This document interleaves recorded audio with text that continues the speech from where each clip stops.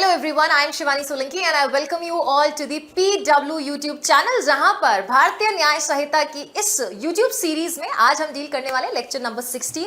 15 lectures हम already deal कर चुके हैं। लास्ट लेक्चर में हमने ऑफेंसेस अगेंस्ट प्रॉपर्टी को डील किया था और आज कुछ डिफरेंट ऑफेंसेस रहने वाले हैं जिसमें दो अलग चैप्टर्स डिस्कस करेंगे। एक है हमारा क्रिमिनल इंटिमिडेशन का सेगमेंट और दूसरा है हमारा डेफोमेशन का ऑफेंस। और जब मैं डेफोमेशन की बात करती हूँ students, it is offence neither against the property nor against human body, rather it is an offence against reputation.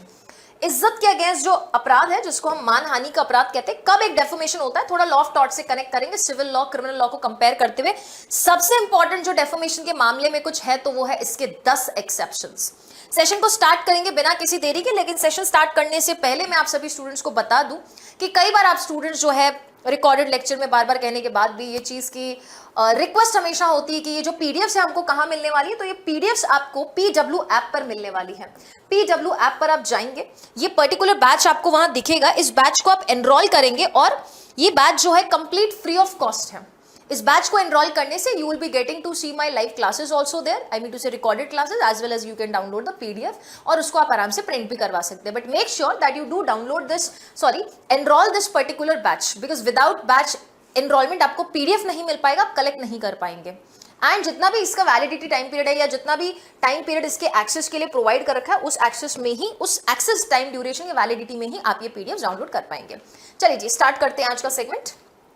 Chapter number 19 है हमारा, चैप्टर नंबर 19। और इस चैप्टर नंबर 19 में हमें criminal intimidation, insult, annoyance and deformation पढ़ना है। कुछ sections जो हैं यहां से क्या कम हुए हैं या मर्ज हुए हैं, इन चीजों को देखेंगे हम। और उसके बाद एक रिपील एंड सेविंग वाला सेक्शन भी मैं चाहूंगी कि आज ही की क्लास में हम इसको कवर करेंगे। तो क्या है क्रिमिनल इंटिमिडेशन? इंटिमिडेट का मतलब आप बहुत अच्छे से समझते हैं। इंटिमिडेट मतलब क्या होता है? डराना, डरा रहे हम किसी को। इंसल्ट करना, देखो इंसल्ट और डेफोमेशन में ना थोड़ा फर्क है। Insult basically you are insulting that person in an order कि वहां पर उसको कोई पर्टिकुलर एप्रीहेंशन भी हो कि मेरे अगेंस्ट ऑफेंस हो सकता है। डेफोमेशन में ऐसा नहीं है। डेफोमेशन में मानहानि रेप्यूटेशन के अगेंस्ट है। Reputation is a larger term. Deformation एक बड़ा ऑफेंस है, इंसल्ट से भी बड़ा है। देन इज अनॉयंस, आप किसी को अनॉय करो ना, इरिटेट करो, फ्रस्ट्रेट करो, फिर डेफोमेशन तो खैर हम पढ़ेंगे। 351 से लेके 355 का सेगमेंट हमारे सामने डील करने को है। सबसे पहले ये डील करेंगे क्रिमिनल इंटिमिडेशन होता क्या है। इंटिमिडेट मींस डराना, तो क्रिमिनल वर्ड ऐड करके BNS ये कहना चाहता है, जो कि IPC में भी पहले हुआ करता था, सिंपल इतना कहना चाहता है, आप एक पर्सन को इस तरीके से इंटिमिडेट करते हो कि listen, either I will cause any injury to you, either I will cause an insult to you, और या फिर हो सकता है आपको फियर हो, अनोयंस हो, लेकिन उसमें वो चीज करता नहीं है, वो चीज करना अवॉइड करे, उसको हम क्रिमिनल इंटिमिडेशन करते हैं। जानबूझ के आपको डरा इसलिए रहा है ताकि वो पर्टिकुलर एक्ट करने के लिए आपको कंपेल कर दे या रिस्ट्रिक्ट कर दे, कोई चीज का डर दिखा के आपको कोई चीज करने पर मजबूर कर दे, पर वो डर जिस चीज का दिखा ना उसका एग्जीक्यूशन अवॉइड करने के लिए। ये देखो ये line, avoiding the execution of such threat. तो किस चीज से डराया जा रहा है, किसको डराया जा रहा है और क्यों डराया जा रहा है, ये 3 एलिमेंट्स आपको क्रिमिनल इंटिमिडेशन में दिखेगा। फर्स्ट इट सेज हुएवर में कौन आता है? मैन, वुमेन, ट्रांसजेंडर सब आ सकते हैं। Whoever threatens another with any injury, जरूरी क्या है? थ्रेट होना चाहिए, थ्रेट, डर होना चाहिए। किस चीज का डर दिखाया जा रहा है? इंजरी का डर दिखाया जा रहा है, इंजरी का। अब इंजरी किसको होगी? टू हिज पर्सन, रेप्यूटेशन और प्रॉपर्टी। पर्सन मतलब साक्षात उसका शरीर, उसकी रेप्यूटेशन या property. A hello excuse me, I will cause your death otherwise you do this thing, I will cause you hurt otherwise do this thing. तो ये क्या है? ये थ्रेट दिखाना है। किसी चीज को करने के लिए मजबूर करने से पहले आपको थ्रेट दिखाया जा रहा है, या तो उस पर्सन को खुद को जिसको हमने थ्रेट दिखाई, या टू द पर्सन और reputation of any one in home that person is interested. जिस पर्सन को हम डर दिखा रहे हैं उस पर्सन का किसी अन्य पर्सन में, किसी डिफरेंट पर्सन में, अनदर पर्सन में उसका इंटरेस्ट है, तो उस पर्सन को हम इंजरी, उसकी पर्सन की बॉडी या उस पर्सन की रेप्यूटेशन को हार्म कॉज करने का किसी पर्सन को डर दिखाते हैं। फॉर एग्जाम्पल, बेटा कोई पेरेंट्स है, पेरेंट्स को बोल दिया या तो आप चुपचाप से ये पर्टिकुलर एक्ट कीजिए जो हम कहते हैं, अदरवाइज आपके बच्चे को जो है हम मर्डर कॉज कर देंगे, डेथ कॉज कर देंगे, हर्ट कॉज कर देंगे, ग्रीवियस हर्ट कॉज कर देंगे। यही क्रिमिनल इंटिमिडेशन है। या तो आप ये पर्टिकुलर एक्ट कीजिए वरना आपके बच्चे को गोली से भून देंगे, दिस इज क्रिमिनल इंटिमिडेशन। लेकिन इंटेंशन समझना, यहां पे ये पैरा किससे डील करता है? व्हाट इज बीइंग डन, और ये क्या है? Why it is being done. क्यों किया जा रहा है, सिंपल इंटेंशन दिखा रहा है। इसमें मेंसिलिया इंपॉर्टेंट है। We have already studied actus non facit reum nisi mens sit rea. क्या बोलता है ये, कोई भी पर्टिकुलर ऑफेंस बिना एक्ट और बिना आपके मेंसिलिया के हो ही नहीं सकता। इसमें आ गया ना हमारा इंटेंशन, मेंसिलिया आ गया। Intention to cause what, alarm to that person. क्या कॉज कर रहा है, अलार्म। ये कौन सा अलार्म है जो हमारे फोन में बजता है, नहीं ये वो नहीं है। दिस मीन्स उस पर्सन को हम एक तरीके से जो नॉर्मल सर्कमस्टांसेस में जिस तरीके से जीता था उससे थोड़ा अलग कर देते हैं हम।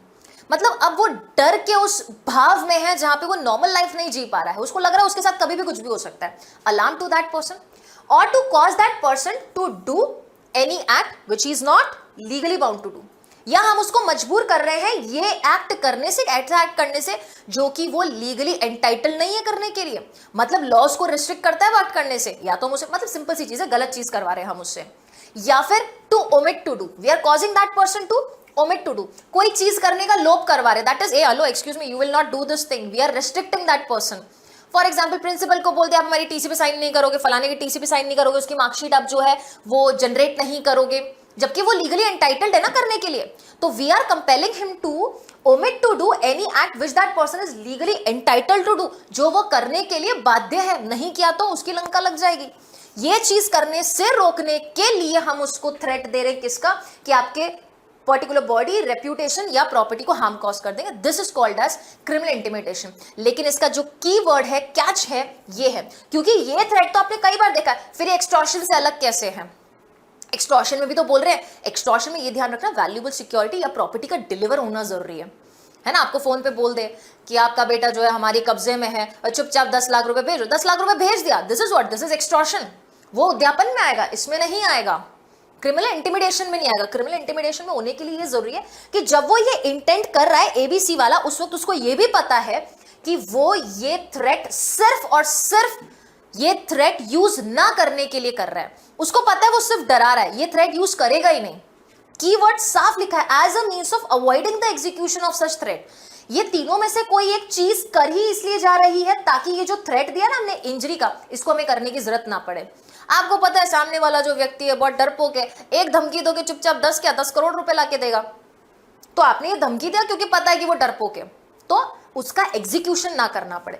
अब इसी की जो पनिशमेंट्स है हमको डिफरेंट डिफरेंट सबसेक्शन में दे रखी है। सबसेक्शन 2 में हमने पनिशमेंट दे रखा है 2 years और फाइन और बोथ है। सबसेक्शन 3 कई बार हो सकता है आपको डिफरेंट डिफरेंट पनिशमेंट मिल जाए, या मैं कहूं तो फैक्ट्स कुछ अलग हो सकते हैं, इसलिए आपको ध्यान रखना है जजमेंट राइटिंग के पॉइंट ऑफ व्यू से। किसके पॉइंट ऑफ व्यू से, जजमेंट राइटिंग के पॉइंट ऑफ व्यू से ध्यान रखना है कि फैक्ट्स एग्जैक्टली कहना क्या चाहते हैं। अगर आपके फैक्ट में आपको ये बता रखा है कि थ्रेट यहां पे तो हमने इंजरी का दिया, लेकिन अगर थ्रेट सीधा डेथ या ग्रीवियस हर्ट का दिया तो कि आपकी जान ले लेंगे, आपको घोर उपत्ति कारित कर देंगे, या फिर destruction of any property by fire किया तो घर जला देंगे, घर को आग लगा देंगे, या फिर ऑफेंस, ऐसे ऑफेंस का थ्रेटन किया उसको जो ऑफेंस खुद ही पनिशेबल किससे, डेथ से, लाइफ इंप्रिजनमेंट या 7 years से है। मतलब डेकोइटी का आपने बोला डकैती कर लेंगे तुम्हारे घर पे, है ना, रेप का ऑफेंस कमिट कर देंगे, ये डेथ, लाइफ इंप्रिजनमेंट या 7 years से ज्यादा तो पनिशेबल है। 7 years से ज्यादा पनिशेबल है, लाइफ इंप्रिजनमेंट, डेथ भी आपको बलात्संग के अपराध में देखने को मिलेगी ये पनिशमेंट्स, इसका भी डर दिखाया। या फिर to impute the unchastity to a woman. Unchastity to a woman मतलब एक महिला को हम इस तरीके से डरा रहे कि आपके ऊपर लालछन लगा देंगे, आपके चरित्र के बारे में कुछ उल्टा सीधा अंट शंट बकवास कुछ भी बक देंगे, वो चीज, या आपकी ऐसी कोई वीडियो वायरल वगैरह कर देंगे, इस चीज का क्रिमिनल इंटिमिडेशन किया है तो ये सबसेक्शन 3 में ज्यादा ग्रीवियस पनिशमेंट से पनिशेबल है, 7 years और फाइन और बोथ से पनिशेबल है। सबसेक्शन 4 जो कि पहले एक अलग ही सेक्शन में हुआ करता था, है ना, ये बोलता है criminal intimidation by anonymous communication. Anonymous communication का मतलब क्या होता है, स्ट्रेंजर आपको एक कॉल कर रहा है, you don't know who the person is, वो अपनी आइडेंटिटी कंसील कर रहा है from the person to whom he is making the communication, उसको बता ही नहीं रहा है कि एग्जैक्टली वो पर्सन कौन है। ऐसे ही किसी ने बेटा एक दिन फोन करके आपको धमका दिया, डरा दिया कि फलाना फलाना कर देंगे, चुपचाप ऐसा ऐसा कर दूं। Anonymous communication, you are not able to find the who the person is exactly और who is making the communication. तो यहाँ पे पनिशमेंट इसकी खुद की तो मिलेगी 2 years की, लेकिन पता है इन्होंने क्या बोला, हम सबसेक्शन 2 की भी पनिशमेंट देंगे। कैसे मैम, इन्होंने तो 351 के जिक्र कह रहे हैं, तो 351 की पनिशमेंट तो 351 के सबसेक्शन 1 की पनिशमेंट तो 2 में ही तो दे रखी है, तो पनिशमेंट किसकी मिलेगी, इनडायरेक्टली बोलूं तो इसकी भी पनिशमेंट मिलेगी, और सबसेक्शन 4 में 2 years की पनिशमेंट या एनोनिमस कम्युनिकेशन के लिए भी मिलेगी। एक तो आपने कम्युनिकेशन किया छुप के, इसके लिए सबसेक्शन 4 में पनिशमेंट, और एक क्रिमिनल इंटिमिडेशन दिया है, इसलिए सबसेक्शन 4 में सबसेक्शन 1 की पनिशमेंट जो कि 2 में दे रखी है वो भी मिलने वाली है। नाम वगैरह सब कुछ पता है, पता वगैरह बता के सब कुछ कॉल किया तो सिर्फ और सिर्फ सबसेक्शन 1 की पनिशमेंट 2 में मिल जाएगी, क्योंकि 1 में इन्होंने ऑफेंस डिफाइन किया बेटा, और 2 में सबसेक्शन 2 में इन्होंने क्या दिया, पनिशमेंट दिया है। ये छुपा के कर दिया तो सबसेक्शन 4 में ये 2 साल भी मिलेगा प्लस वो वाली पनिशमेंट भी मिलेगी जिसकी पनिशमेंट सबसेक्शन 2 में दे रखी है। ठीक है, अब इसके अलावा कुछ और सेक्शन आते हैं हमारे पास, दैट इज 352, 353, 354, 355। चलिए, अब ये इंसल्ट के रिगार्डिंग है, बहुत सारी चीजें इसमें। 352 बोलता है आप जानबूझ के किसी को इंसल्ट करो। आपने देखा होगा कई बार लोग जो है गली मोहल्ले में जा रहे हैं, मार्केट वगैरह में जा रहे हैं, एक दूसरे झगड़ने शुरू कर देते हैं, और जिसने पहले झगड़ा शुरू किया, या मैं कहूं जिसने पहले जाके एक पर्सन को इंसल्ट किया है, वो इस इंटेंशन के साथ करता है कि मुझे पता अभी इसको कुछ भी बोला ना इसकी फैमिली के बारे में तो ये प्रोवोक हो जाएगा, उकसा देते हैं उसको ताकि वो पब्लिक ब्रीच कर दे, पब्लिक पीस का ब्रीच कर दे। देखो क्या लिखा, इंटेंशनली इंसल्ट कर रहे हैं इस इंटेंशन के साथ कि हम सामने वाले को प्रोवोक कर सके, प्रकोपन दे सके, किस चीज का, for the breach of the peace, peace breach हो जाए। आपको पता है इसको मैंने एक चाटा लगाया, कुछ भी अनशन बोला, गाली बोला, मम्मी बहन के बारे में कुछ भी बोला, तो ये अभी गुस्से में आ जाएगा और तोड़फोड़ मचा देगा। यहाँ पे इस इंटेंशन के साथ अगर हमने किसी को इंसल्ट किया बेटा 352 लग जाएगा, 2 years और फाइन और बोथ से पनिशेबल है।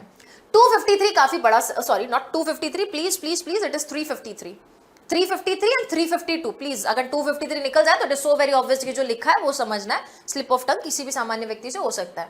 353 क्या बोलता है, statement conducting to public mischief. अब यहां पे हम स्टेटमेंट दे रहे हैं, ध्यान रखना, यहां पे हम जो ब्रीच ऑफ पीस कर रहे हैं ना, पब्लिक पीस को जो ब्रीच कर रहे हैं वो किसी एक व्यक्ति को इंसल्ट करके कर रहे हैं। But when we talk about 353, हम पब्लिक में, मास में एक ऐसी इंफॉर्मेशन सर्कुलेट कर रहे हैं, एक ऐसा स्टेटमेंट दे रहे हैं, और जिस स्टेटमेंट से भी क्या हो रहा है, ब्रीच ऑफ पीस। यहां पर भी ब्रीच ऑफ पीस हो रहा है, लेकिन यहां पे जो प्रोवोकेशन की वजह से ब्रीच ऑफ पीस हो रहा है ना, वो पब्लिक एट लार्ज है, वो पब्लिक में कोई स्टेटमेंट है या पब्लिक से रिलेटेड कोई स्टेटमेंट हम पब्लिक में देते हैं। एक रिलीजन के लोगों को जाके बोलते हैं कि फलाने रिलीजन ने तुम्हारे अगेंस्ट जंग छेड़ दी है, जाके बेटा आर्मी, नेवी, एयरफोर्स के मेंबर को हमने उनके ही कोई मेंबर्स के अगेंस्ट जाके भड़का दिया, म्यूटिनी वगैरह कॉज करवा दिया है। ये सब क्या है, एक रीजन के, एक कास्ट के, एक लैंग्वेज के ग्रुप के लोगों को जाके दूसरे के अगेंस्ट भड़का दिया, फिर वहां पे वो जाके बेटा ब्रीच ऑफ पीस करे इस इंटेंशन के साथ कि ये लोग झगड़े करेंगे, दंगे करेंगे, तो बेटा यहां क्या लग जाएगा, 353 लग जाएगा। ओके, 354 जो बात करता है कि हम किसी पर्सन से कोई एक्ट करवा रहे हैं, an act caused by inducing a person to believe that if he does or if he does not do that act, if he do not do that act, he will be rendered divine displeasure। Uncle, अगर हमने जो particular party बोला है इसको vote नहीं किया, पाप लगेगा, नरक में जाओगे, तेल में पकोड़े के माफिक तले जाओगे। दिस इज डिवाइन डिस्प्लेजर, कि आपको पाप लगेगा कि ये दहलीज पार करके बताओ, तुम जीवन में कभी सुखी नहीं रहोगे, माता जी नाराज हो जाएंगी, भगवान तुमसे रुष्ट हो जाएंगे, तुम्हें जो है श्राप मिल जाएगा। ये सारी चीजें बेटा ना तो होती है, और अगर ये दिया, ये सब किया, ऐसे ब्लैकमेलिंग टाइप ही होता है ये लगभग। तो 354 में कितने से पनिशेबल है, ये पनिशेबल है 1 year और फाइन और बोथ से। Inducing person to believe that he will be rendered an object of divine displeasure. And 355 में क्या बोलता है, misconduct in public by a drunken person. ये पहले 510 में हुआ करता था, जो कि इकलौता ऐसा सेक्शन था पूरे आईपीसी में which is punishable with minimum quantum of punishment which had only 24 hours का punishment and imprisonment and 10 rupees का फाइन हुआ करता था, जो कि अभी भी है तो 24 आवर्स ही, लेकिन फाइन 1000 रुपए तक बढ़ चुका है। 24 आवर्स और 1000 रुपीज और बोथ है। जो बेटा थोड़ा ये नशा वशा करके इधर उधर गली मोहल्ले में चिल्लाते, एक दूसरे को मारपीट कर लेते, ये उनके लिए है। ठीक है, so that is given under your section number 355। Now let's read all the sections properly, specifically 353 को हम थोड़ा सा अच्छे से पढ़ने वाले हैं। ठीक है जी। 351 we have already covered, criminal intimidation. Illustration देख लो, A for the purpose of inducing B to resist from prosecuting a civil suit. अब ए क्या चाहता था, ए ये चाहता था बी को रोकना, किस चीज के लिए रोकना चाहता था, कि बी जो है उसके अगेंस्ट क्या नहीं कर दे, कोई सिविल सूट फाइल नहीं कर दे, इसलिए डरा रहा है, धमका रहा है। देखो, थ्रेटन्स टू बर्न बीज house, A is guilty of criminal intimidation. और आपके अनुमान से किस में होना चाहिए? ये मेरे अनुमान से सबसेक्शन 3 में पनिशेबल होना चाहिए, क्योंकि धमकी किस चीज की दे रहा है बेटा? 351 में, 351 सबसेक्शन 3 में वो धमकी दे रहा है कि किसी बिल्डिंग को, आपकी प्रॉपर्टी को फायर लगा देगा, दैट इज आग लगा देगा। ओके, चलिए ये 3 सबसेक्शन हम पढ़ चुके, सॉरी 4 सबसेक्शन पढ़ चुके हैं हम। 4th सबसेक्शन में क्या था? Anonymous communication. Okay, 352 intentional insult with an intent to provoke the breach of peace. Whoever intentionally, जानबूझ के हो रहा है बेटा, इंटेंशनली क्या कर रहा है? इंसल्ट कर रहा है, किसी भी मैनर में, वो कोई भी तरीका हो सकता है बेटा, चाटा मार के कर रहा है, हाथ पैर चला के कर रहा है, गाली गलौज करके दे रहा है, किसी भी तरीके से इंसल्ट करता है तो, बेइज्जती करता है तो, एंड देयर बाय गिव्स, और उस इंसल्ट की वजह से वो किसी को प्रोवोकेशन दे रहा है, किसको? To any person. इस इंटेंशन के साथ, इस नॉलेज के साथ कि वो provocation will cause him to break the public peace. कौन कर देगा बेटा पब्लिक पीस ब्रेक? वो पर्सन जिसकी हमने इंसल्ट की है, वो ब्रेक कर देगा पब्लिक पीस। और to commit any other offence shall be punished by 2 years और फाइन और बोथ। ध्यान रखना, इधर डिस्क्रिप्शन दे रखा है। अब ये सेक्शन 505 आईपीसी का जो मैंने है चार्ट बना रखा था, जो कि अब जा चुका है आपके 352 का है, तो आप इस तरीके से चार्ट बना सकते हो। हालांकि हम पढ़ने को तो पढ़ सकते हैं, लेकिन हाँ इसमें कुछ चेंजेस हैं, जैसे यहाँ पे जो है ये सारी चीजें जो है वहां पे चेंज हुई है। ठीक है, चलिए 1 by 1 पहले हम 353 पढ़ेंगे। ध्यान रखना इसमें 3 पार्ट्स हैं, 1 2 3, 3 पार्ट्स हैं। फर्स्ट में भी 3 पार्ट्स हैं। देखो, whoever makes publish और circulate, क्या करता है? मेक करता है, पब्लिश करता है, ये सर्कुलेट। मेकिंग मतलब खुद से बनाया, पब्लिश मतलब पब्लिक के पास तक पहुंच गई चीजें, सर्कुलेट मतलब डिस्ट्रीब्यूट कर रहा है एक तरीके से। क्या कर रहा है ये ध्यान रखना। कोई स्टेटमेंट है, कोई फॉल्स इंफॉर्मेशन है, कोई र्यूमर है या कोई रिपोर्ट है। अब इस रिपोर्ट के अंदर इन्होंने क्या इंक्लूड कर दिया है?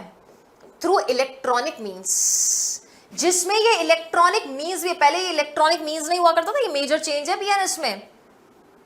इसी की वजह से तो इंडियन एविडेंस एक्ट का भी एविडेंस का स्कोप बड़ा हो गया। एविडेंस की जो डेफिनेशन है, वो डेफिनेशन जो है वो थोड़ी बड़ी हो गई, क्योंकि उसमें उन्होंने इलेक्ट्रॉनिक एविडेंस भी डाल दिया है। बराबर है। सो क्या किया उसने बेटा? स्टेटमेंट, कोई फॉल्स इंफॉर्मेशन, र्यूमर, रिपोर्ट, जो इलेक्ट्रॉनिक मीन्स भी इंक्लूड करता है, उसको मेक किया, पब्लिश किया, सर्कुलेट किया। क्यों किया? क्योंकि मैम उसका कोई इंटेंशन है, with an intent to cause, with an intent to cause and with an intent to incite. या किस चीज का इंटेंशन? वो कॉज करना चाहता है। क्या कॉज करना चाहता है? एनी ऑफिसर, कोई ऑफिसर है, कोई सोल्जर है, कोई सेलर है या एयरमैन, ये किसके होते हैं बेटा? जाहिर सी बात है मैम आर्मी के होंगे, नेवी के होंगे, या फिर जाहिर सी बात है कि एयरफोर्स के होंगे ऑफ इंडिया, टू म्यूटिनी और अदरवाइज डिसरिगार्ड और फेल इन हिज ड्यूटी।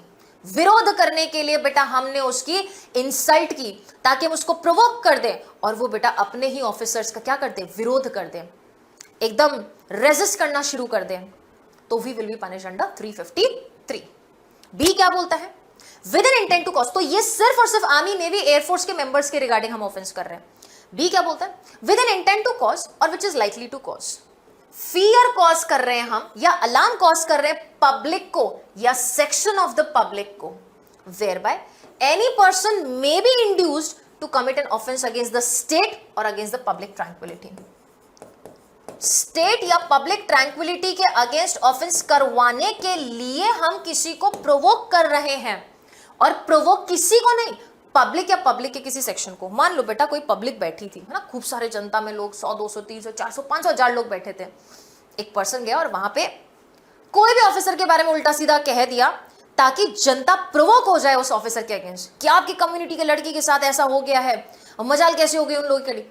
गलत इंफॉर्मेशन दे रहा है, ऐसा कुछ हुआ ही नहीं है, ताकि उस कम्युनिटी को क्या कर दे बेटा? एजिटेट कर दे, और वो कम्युनिटी जाकर क्या ऑफेंस कर दे? या तो स्टेट के अगेंस्ट कोई ऑफेंस कमिट कर दे, या पब्लिक ट्रैंक्विलिटी के अगेंस्ट ऑफेंस कर दे। पब्लिक ट्रैंक्विलिटी के अगेंस्ट मतलब अनलॉफुल असेंबली, राइटिंग, एफ्रे, ये सारे ऑफेंसेस कर दे। मतलब सीधी सी सरल सी भाषा में कहूं तो ब्रीच ऑफ पीस ही हो रहा है इनके द्वारा भी। यहां पे हम आर्मी, नेवी, एयरफोर्स के मेंबर को प्रोवोक कर रहे हैं, और यहां पे पब्लिक को या फिर पब्लिक के किसी सेक्शन को प्रोवोक कर रहे हैं। सी क्या बोलता है?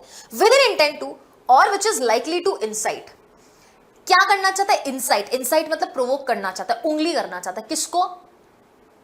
एनी क्लास और community of persons to commit an offence. कोई क्लास को या कम्युनिटी ऑफ पर्संस को, वहां पे पब्लिक या सेक्शन ऑफ पब्लिक, यहां क्लास है या कम्युनिटी ऑफ पर्संस है। क्यों हम इंसाइट कर रहे हैं? ताकि वो ऑफेंस कमिट कर सके किसके अगेंस्ट?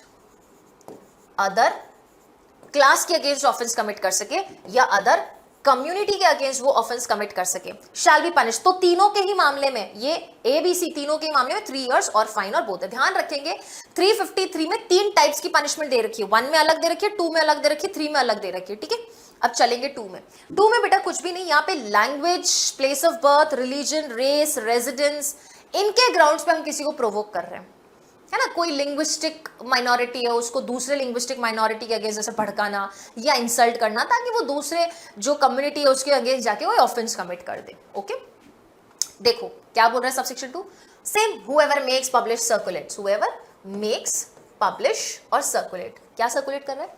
कोई स्टेटमेंट है या कोई रिपोर्ट है जिसमें कि फॉल्स इंफॉर्मेशन है, र्यूमर है, कोई अलार्मिंग न्यूज है जिसमें कि इलेक्ट्रॉनिक मीन्स इंक्लूडेड है। किस इंटेंशन के साथ? With an intent to create और प्रमोट। या तो वो क्रिएट कर रहा है या प्रमोट कर रहा है, या तो वो बेटा क्रिएट कर रहा है या प्रमोट कर रहा है। क्या क्रिएट और क्या प्रमोट कर रहा है अभी बताते हैं। ये क्रिएट करना चाह रहा है फीलिंग्स ऑफ एनिमिटी, हेट्रेट और इलविल। 3 फीलिंग्स एग्जाम में पूछी जा सकती हैं। एक तो हो गया फीलिंग ऑफ एनिमिटी, हेट्रेट नफरत की भावना, इल फीलिंग बुरी चाह रखना। किसके अगेंस्ट कॉज करवा रहा है? ध्यान रखो, ये देखो, which is likely to create और promote on the grounds of religion, race, place of birth, residence, language, caste और कम्युनिटी। ये ग्राउंड्स हैं, ये पर्टिकुलर ग्राउंड्स हैं। किस चीज के ग्राउंड्स हैं? ऐसा फीलिंग क्रिएट करने का। ध्यान रखना, religion, race, place of birth, residence, language, caste, community, 7 grounds हैं between a different religious, racial, language और रीजनल ग्रुप और कास्ट और कम्युनिटीज। तो पनिशमेंट कितना? 3 इयर्स और फाइन और बोथ। आधार हमारे साथ हैं। What are the grounds? Grounds ये है मैम कि कोई particular religion, race, place of birth, residence, language, caste और कम्युनिटी के ग्राउंड्स पे इन्हीं पर बेस्ड कम्युनिटीज के बीच में हम झगड़े करवा रहे हैं। उनके बीच में जो पीस है वो जो है वो ब्रेक हो जाए, या आपका जो हेट्रेट है, इल फीलिंग है, या फिर ऑल फीलिंग्स ऑफ एनिमिटी, वो हम उजागर करवाना चाह रहे हैं, उत्पन्न करवाना चाह रहे हैं। तो 3 इयर्स और फाइन और बोथ से पनिशेबल है। सबसेक्शन 3 कोई फर्क नहीं है सबसेक्शन 3 और सबसेक्शन 2 में। कहता है कि जो सबसेक्शन 2 वाली चीजें हैं वो अगर प्लेस ऑफ बर्थ पे कर दिया आपने, या वहां पर जहां पर रिलीजियस सेरेमनीज हो रही है, रिलीजियस वर्शिप्स हो रहे हैं, वहां पर कमिट कर दिया तो थोड़ी सी पनिशमेंट ज्यादा है। देखो क्या बोला, whoever commits an offense specified under subsection 2 at any place of worship, या तो प्लेस ऑफ वर्शिप पे हुई है या ऐसी असेंबली जो कि एंगेज है किसमें? रिलीजियस वर्शिप या रिलीजियस सेरेमनीज में। Assembly engage in performance of religious worship और रिलीजियस सेरेमनी, तो पनिशमेंट कितनी हो जाएगी? 5 years and shall also be liable to fine. Subsection 2 में कितना था? 3 इयर्स और फाइन और बोथ था, यहाँ पे 5 इयर्स एंड फाइन है। ठीक है, एक बहुत ही प्यारा एक्सेप्शन है। एक्सेप्शन ये कहता है कोई भी पर्सन जो ऐसी इंफॉर्मेशन मेक कर रहा है, पब्लिश कर रहा है या बेटा सर्कुलेट कर रहा है ना, वो कभी भी लायबल नहीं होगा अगर वो ये प्रूफ कर दे कि उसने जो ये स्टेटमेंट दिया था ये ट्रू था या ये फॉल्स नहीं था, और उसके हिसाब से ये, उसके नॉलेज के हिसाब से ये कभी भी झूठ नहीं था, या उसको वो इंटेंशन था ही नहीं जो ABCD ऑफ सबसेक्शन 1 या सबसेक्शन 2 में जो इंटेंशन दे रखा था वो इंटेंशन इसका था ही नहीं। देखो एक्सेप्शन कहता है it does not amount to an offence within the meaning of this section when the person making, publishing or circulating what any statement, false information, rumor or any report has reasonable ground of believing, उसके पास युक्तियुक्त आधार है किस चीज में भरोसा रखने के लिए? that the statement, false information, rumor or report is true। पहला कि वो ट्रू है। second, he makes, publishes or circulates it in good faith and without such intention। क्या एक्सेप्शन है कि सर जो मैंने इंफॉर्मेशन दी है वो ट्रू है, सेकेंड मैंने जो इंफॉर्मेशन दी है वो गुड फेथ में है, एंड थर्ड मैंने जो इंफॉर्मेशन दी है वो विदाउट उस इंटेंशन के दी है जो कि आपका सबसेक्शन 1 से लेके 3 में जो भी इंटेंशन दे रखा है ना, जो भी आपका इंटेंशन दे रखा है इस अफोरसेड सेक्शन के अंदर या सबसेक्शंस के अंदर, उस इंटेंशन के बिना मैंने ऐसी इंफॉर्मेशन दी है तो वो बेटा एक्सेप्शन में चला जाएगा और उसकी पनिशमेंट 353 में नहीं होगी। ठीक है, 354 हम ऑलरेडी पढ़ चुके हैं। हम इंड्यूस कर रहे हैं किसी पर्सन को कि आपको डिवाइन डिस्प्लेजर मिलेगा, दैट इज टू से कि आपको यहां पर पाप वगैरह मिल सकता है, बस यहीं पर ये दे रखा है। हुएवर वॉलंटरी कॉजेज और attempts to be cause any person to do anything, क्या कर रहा है कि भैया कोई काम करो which that person is not legally bound to do, वही जो कि हमने क्रिमिनल इंटिमिडेशन में पढ़ा था बेटा, हम उसको थ्रेट दिखा रहे हैं इंजरी का। किस चीज को इंजरी का? एज अ पर्सन, उसकी ह्यूमन बॉडी का, प्रॉपर्टी का, रेप्यूटेशन का। और वो इंजरी दिखा के हम करना क्या चाह रहे हैं, ताकि वो पर्सन कोई एक्ट करे या ना करे। वैसे कि वैसे यहां पर भी है उससे कोई काम करा रहे हैं जो कि वो लीगली बाउंड नहीं है करने के लिए, या उसको ओमिट करवा रहे हैं कोई काम करने के लिए which he is legally entitled to do.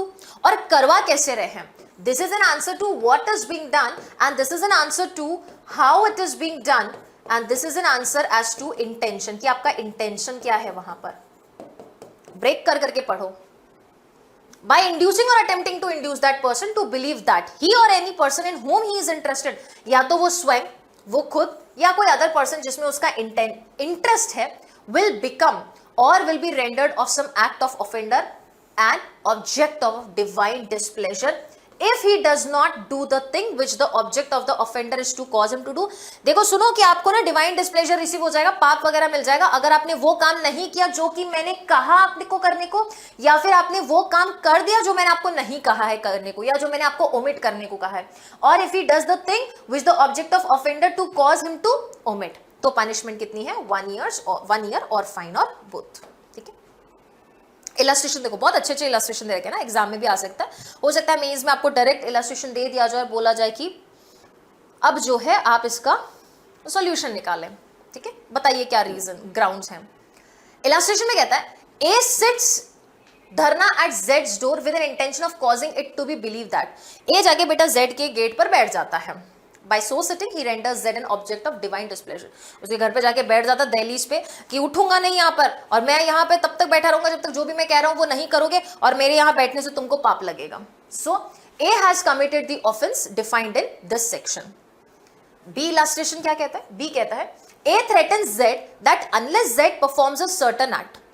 A Z को ये थ्रेटन करता है कि जब तक जो मैं एक्ट आपको कह रहा हूं वो तुम नहीं कर देते हो, A will kill one of A's own children, कि जो मैं कह रहा हूं या तो वो कर दो, नहीं तो जो हमारा खुद का बच्चा जो भी है रिलेटिव वगैरह उसकी डेथ कॉज कर देंगे। ऐसे सर्कमस्टांसेस में हम मार देंगे उसको that the killing would be believed to render Z an object of divine displeasure। या तो जो हम बोल रहे हैं तुम कर दो, नहीं तो अपने ही फैमिली मेंबर को किसी को मार देंगे और पाप तुमको लगेगा, है ना बेटा, करो तुम और पाप किसी और को लगे, ये बताने का प्रयास किया जा रहा है ए के द्वारा। A has committed the offence defined in this section. So obviously बात है that A will be liable under your this section. 354 के लिए लायबल होगा ना बेटा, 351 में नहीं जाएगा क्योंकि स्पेसिफिकली यहाँ डिवाइन डिस्प्लेजर है। कुछ सेक्शन होते हैं कि जो जनरल सेक्शन होते हैं, कुछ सेक्शन जो है स्पेसिफिक सेक्शन होते हैं। तो अगर स्पेसिफिक सेक्शन दे रखा है तो स्पेसिफिक जाओ, और स्पेसिफिक के अलावा कोई और स्पेसिफिक है जिसके लिए कोई सेक्शन नहीं है, then go for your general section. फिर आप जनरल सेक्शन में उसकी पनिशमेंट दे सकते हैं। 355 बोलता है misconduct in public by a drunken person. Drunken person public में मिसकंडक्ट कर रहा है। It says whoever in a state of intoxication appears in any public, ध्यान रहे बेटा ये पब्लिक में होने वाला अपराध है। It was only and only 351 जो क्रिमिनल इंटिमिडेशन, तो बता दो पब्लिक प्राइवेट के बीच में कोई खास डिफरेंस नहीं कर रहा था। तो ये बहुत अच्छे से ध्यान देना जजमेंट राइटिंग लिखते वक्त कि पब्लिक में है या किसी पर्सन या कोई स्पेसिफिक व्यक्ति विशेष के अगेंस्ट है, कोई पर्टिकुलर पर्सन के अगेंस्ट है। If it is against a particular person decide accordingly. If it is breaching the public peace with an insult और विद सच ड्रंकन एक्टिविटी या डिवाइन डिस्प्लेजर, तो फिर आपके चैप्टर नंबर 19 में फॉल कर जाएगा। Okay, appears in any public place or in a place which it is a trespass, या फिर जहां पर जाना ट्रेसपास हो जाए। पब्लिक प्लेस है, ग्राउंड है बेटा, आपका मंदिर है, मैदान है, कोई रोड है, ब्रिज है, कहीं पर भी मेला है वहां पर है। या ट्रेसपास, ट्रेसपास का मतलब पता है क्या हो गया? यहाँ पे प्राइवेट प्रॉपर्टी है, किसी और की प्रॉपर्टी थी, he was not allowed to enter, और बिना पूछे वहां पर आ जाता है। Is a trespass in him to enter and there conducts himself in such a manner as to cause annoyance to any person। अब उसका कंडक्ट वहां जाकर ऐसा है कि सामने वाले व्यक्ति को ना अनोयंस कॉज कर रहा है, परेशान कर रहा है, इरिटेट कर रहा है फालतू का, then in that case shall be punished with 24 hours। कितना हो जाएगा बेटा? 24 hours है, जो कि 1000 रुपीज तक एक्सटेंड कर सकता है, फाइन भी हो सकता है और यहाँ पे कम्युनिटी सर्विस भी है। क्या है? कम्युनिटी सर्विस भी। उस चार्ट में भी बेटा कम्युनिटी सर्विस ऐड कर लो।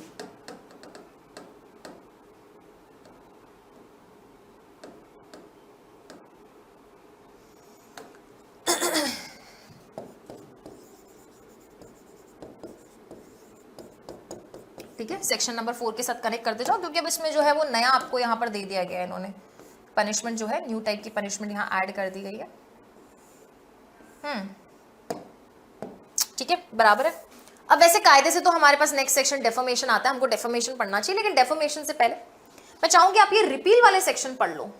ठीक है, फिर डेफर्मेशन को हम लोग एकदम एंड में डील कर लेंगे।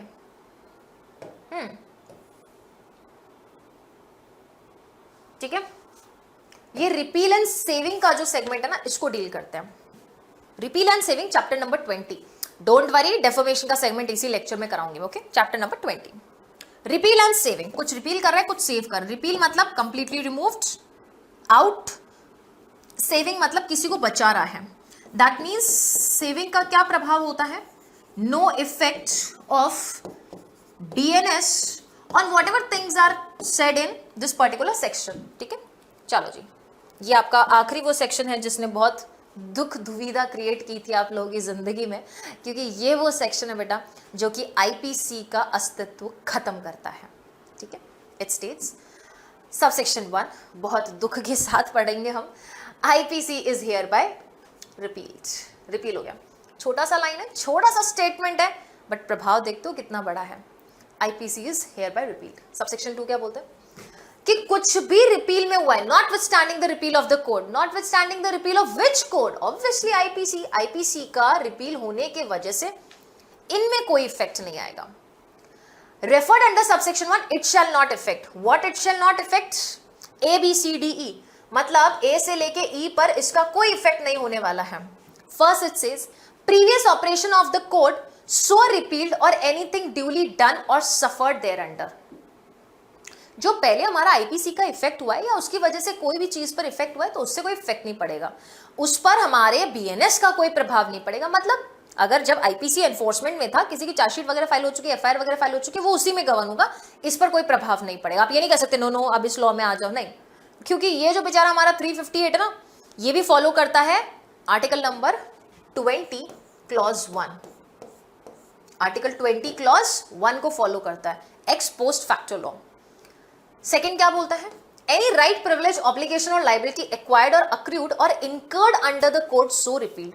कोई भी राइट है, कोई भी प्रिविलेज है, कोई भी ऑब्लिगेशन है या कोई भी लाइबिलिटी है जो एक्वायर की है हमने, अक्रू की है, अपने आप से अक्रू है, या इनकर की है हमने, तो वो इस पर्टिकुलर कोड के, रिपील्ड कोड के अंदर आइए ना, राइट या लाइबिलिटी। मान लो बेटा कोई पर्टिकुलर आईपीसी के ऑफेंस, कोई भी पर्टिकुलर ऑफेंस के तहत किसी पर्सन की लाइबिलिटी इंपोज कर दी, वो कन्विक्ट हो चुका है, या मान लो उसको डिस्चार्ज कर दिया गया, तो बीएनएस का कोई इफेक्ट नहीं पड़ेगा। क्यों? कि मैम उसको 7 साल की सजा दे दी, यहाँ पे 10 हो गई, 10 दो। हाँ नहीं, उसको 7 की, वहां पे 7 का ही प्रावधान था, हम तो 7 की देंगे। ओके, सी क्या बोलता है? Any penalty, punishment incurred in respect of any offences committed against the code. उस कोड में कोई भी पेनल्टी इनकर की है, कोई भी पनिशमेंट इनकर की है, तो वो उस एक्ट के रिपील हो जाने से, कोड के रिपील हो जाने से बीएनएस का इफेक्ट नहीं आ जाएगा उस पर। एनी इन्वेस्टिगेशन और remedy in respect of such penalty और पनिशमेंट, उस पर्टिकुलर एक्ट के अंदर, that is Indian Penal Code. अब इन्होंने यहाँ पे एक्ट बोला है, इन्होंने क्या यहाँ पे एक्ट बोला है? नहीं बेटा सॉरी, कोड बोला है, लेकिन जब आप सबसेक्शन 1 पढ़ते हो तो उन्होंने बोला this act may be, this act shall be hereby called as this this this. तो कोड के लिए भी वर्ड एक्ट यूज करते हैं, रिमेंबर दिस थिंग। ओके, तो इन्होंने बोला उस कोड के तहत कोई भी इन्वेस्टिगेशन हो रहा है, कोई भी रेमेडी मिली है, तो आपके बीएनएस के इफेक्ट में आने से और आईपीसी के रिपील हो जाने से कोई फर्क नहीं पड़ेगा। Any proceeding, investigation or remedy in respect of such penalty or punishment as aforesaid, and any such proceeding or remedy may be instituted, continued or enforced, and any such penalty may be imposed as if that code has not been repealed. तो उसमें अगर ऐसा कुछ भी चीज चल रहा है, वो बेटा कंटिन्यू रहेगा, इसी प्रकार से कंटिन्यू रहेगा जैसे कि आईपीसी कभी रिपील हुआ ही नहीं था, और जैसे कि आईपीसी आज भी इफेक्ट में है, इसी तरीके से वो क्या रहने वाला है? वो कंटिन्यूड रहने वाला है। ठीक है, चलिए डेफर्मेशन का सेगमेंट हम लोग स्टार्ट करेंगे। सेक्शन नंबर 357 में डील करता है, बहुत ही प्यारा सेगमेंट है, और इसमें आपको कोई खास चेंजेस देखने को मिलेंगे नहीं, जैसा है एज इट इज वैसा ही है। डेफर्मेशन में ध्यान रखेंगे, एक आपको डेफिनेशन दे रखी है, एक आपको डेफिनेशन दे रखी है, सेकेंड आपको 4 एक्सप्लेनेशन दे रखा है, एंड थर्ड आपको 10 एक्सेप्शंस दे रखे हैं। क्या दे रखे हैं? 10 इसके अपवाद दे रखे हैं। एक्सेप्शन कतई इंपॉर्टेंट है, और मेरी पूरी कोशिश रहेगी कि इस पर्टिकुलर सेक्शन के मामले में हम इसके इलस्ट्रेशंस भी डील करें। इलस्ट्रेशंस इंपॉर्टेंट है, क्योंकि इलस्ट्रेशन से आपको क्वेश्चन भी देखने को मिला। अच्छा, सिर्फ इलस्ट्रेशन नहीं बेटा, इसमें आपको केस लॉज भी दूंगी। और क्यों दे रही हूं मैं? हॉट टॉपिक है ये, देख रहे हो सब जगह, जहां देखो डेफर्मेशन वगैरह का जो सेगमेंट है वो चल रहा है, तो काफी हॉट टॉपिक रह जाता है। इस कारणवश हम ये सारी चीजों को यहां पर डील करते हुए चलने वाले हैं। चलो जी, चलें आगे। क्या होता है डेफर्मेशन? 356 था, सॉरी बेटा ना, 356 था, मैंने 357 बोला था क्या? Okay, that was 356।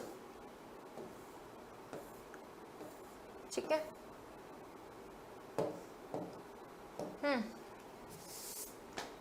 चलिए जी।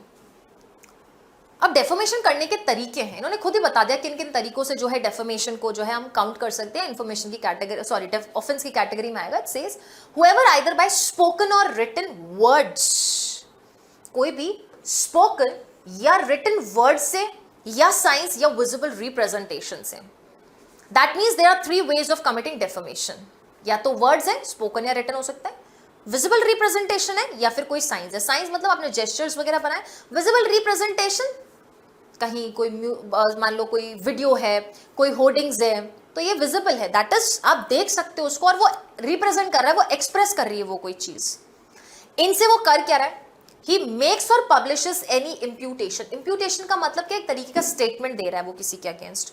कंसर्निंग एनी पर्सन, किसी पर्सन के बारे में होना चाहिए। ये एनी पर्सन में क्या मैम कंपनी भी आ सकती है क्या? ये सवाल उठता है, ये हम देखेंगे, और इसका जवाब जो है हमें एक्सप्लेनेशंस में मिलेगा। तो it says concerning any person, third intending to harm or knowing that it will harm reputation of that person। डेफर्मेशन में देख लो, खुद चिल्ला चिल्ला के बोल रहा है इंटेंशन और नॉलेज की जरूरत है, तो इंटेंशन और नॉलेज होना कतई जरूरी है। जो बोलते हैं ना डेफर्मेशन में इंटेंशन नॉलेज नहीं, चले भैया आप जाके सेक्शन पढ़ो। 356 499 हुआ करता था पहले, 499 में भी यही चीज दे रखी थी, इंटेंशन और नॉलेज जरूरी है।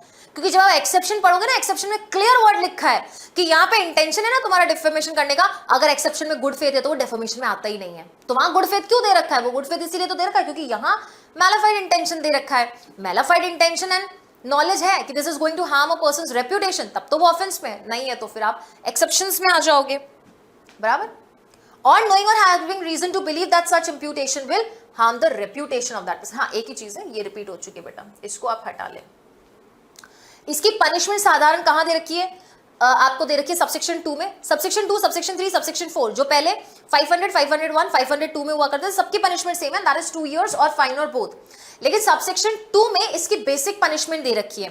356 के सबसेक्शन 1 डेफर्मेशन के ऑफेंस की बेसिक पनिशमेंट कहां दे रखी है? सबसेक्शन 2 में दे रखी है। लेकिन सबसेक्शन 3 में क्या बोला? प्रिंटिंग और engraving डेफोमेटरी matter.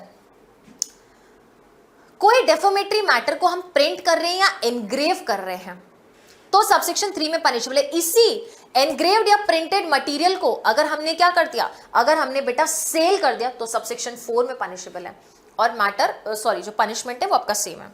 Now let's come to the explanations. Explanation part बहुत इंटरेस्टिंग है। एक्सप्लेनेशन में फर्स्ट एक्सप्लेनेशन ये कहता है कि बेटा ऐसा थोड़ी है कि सिर्फ जीवित व्यक्ति का ही डेफर्मेशन हो सकता है, डेड पर्सन का डेफर्मेशन नहीं हो सकता क्या? बिल्कुल हो सकता है। डेड पर्सन के बारे में भी हमने कोई स्टेटमेंट दिया जो कि उसकी रेप्यूटेशन को हार्म करता if that person was alive, और if at present today that hurts the feeling of that particular deceased के रिलेटिव्स और family members, it will amount to डेफर्मेशन।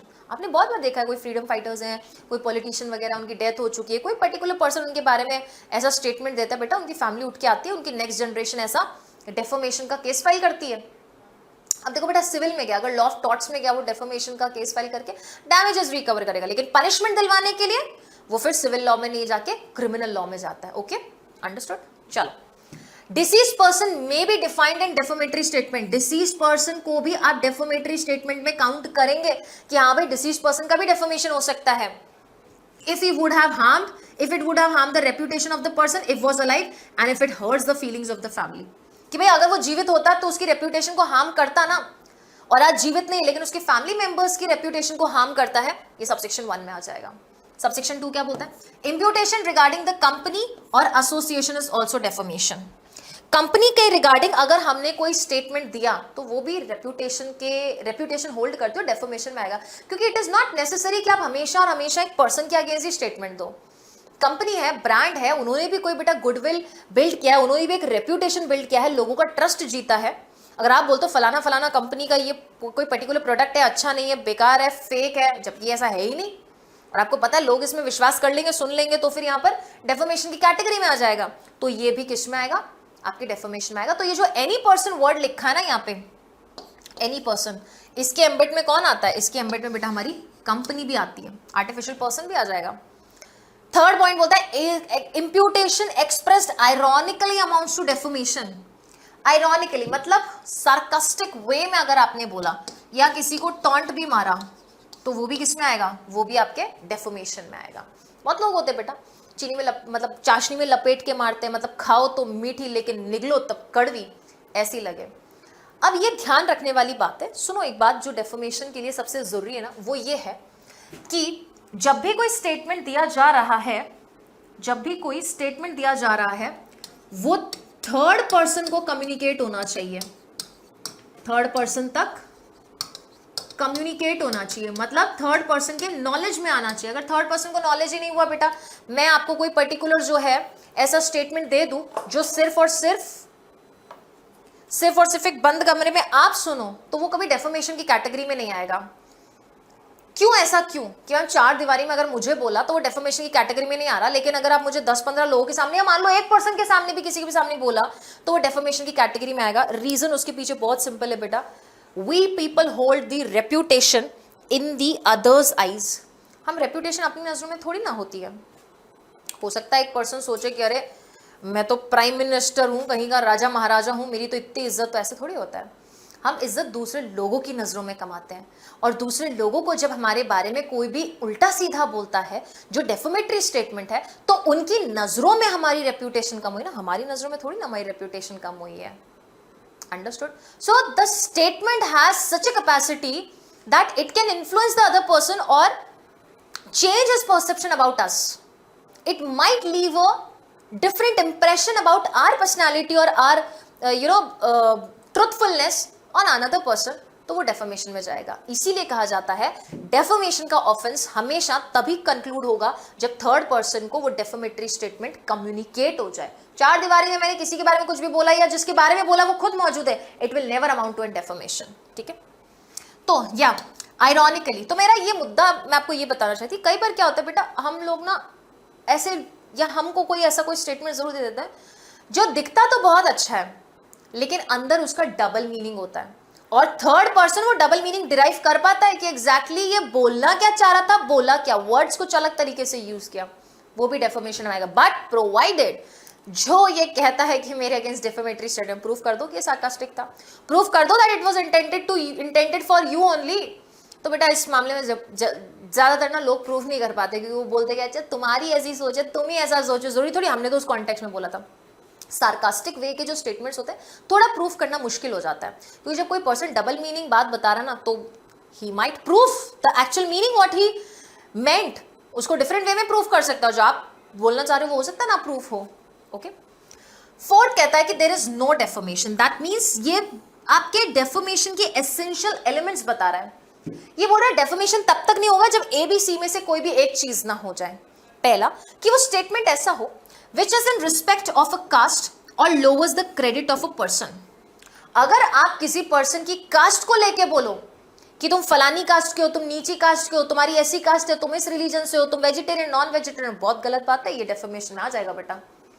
This has nothing to do with your judgement, इतना judgemental नहीं होने का, सबकी अपनी अपनी प्रायोरिटीज है, सबका अपना अपना भगवान ने सबको दिया है सोचने का, समझने की सारी विचारधारणा है, हम लोग उस पर कमेंट करने वाले कोई नहीं होते हैं। और कुछ जो आपके समाज के जितने भी तत्व हैं ये मनुष्य नहीं बनाए हैं, अपनी कन्वीनियंस के अकॉर्डिंग बनाए। कुछ प्रथाएं हैं, कुछ ट्रेडिशंस हैं जो मैंने हमेशा कहा है किसी कारण से बनी थी, कारण खत्म हो गया, वो प्रथाएं वो रीतियां अभी तक चल रही है और वो रीतियों ने कुरीति का जो है, जो आप कह सकते हो कि ट्रांसफॉर्मेशन हो चुका है, लेकिन अभी भी चल रही है। तो ध्यान रखें इस चीज का ना, किसी को भी कास्ट, रिलीजन या इन चीजों से के बारे में स्टेटमेंट नहीं देना है, क्योंकि इंसानियत सबसे बड़ी चीज है बेटा। B, lowers the character of a person, उस पर्सन के कैरेक्टर असैसिनेशन का कोई स्टेटमेंट है, हम ऐसा स्टेटमेंट दे रहे हैं जो कि लोगों को ये सोचने पर मजबूर कर दे, अरे इसका तो कैरेक्टर ही लो है, इसका तो कैरेक्टर ही बहुत घिरा हुआ है। अगर ऐसा स्टेटमेंट है वो भी डेफर्मेशन में आएगा।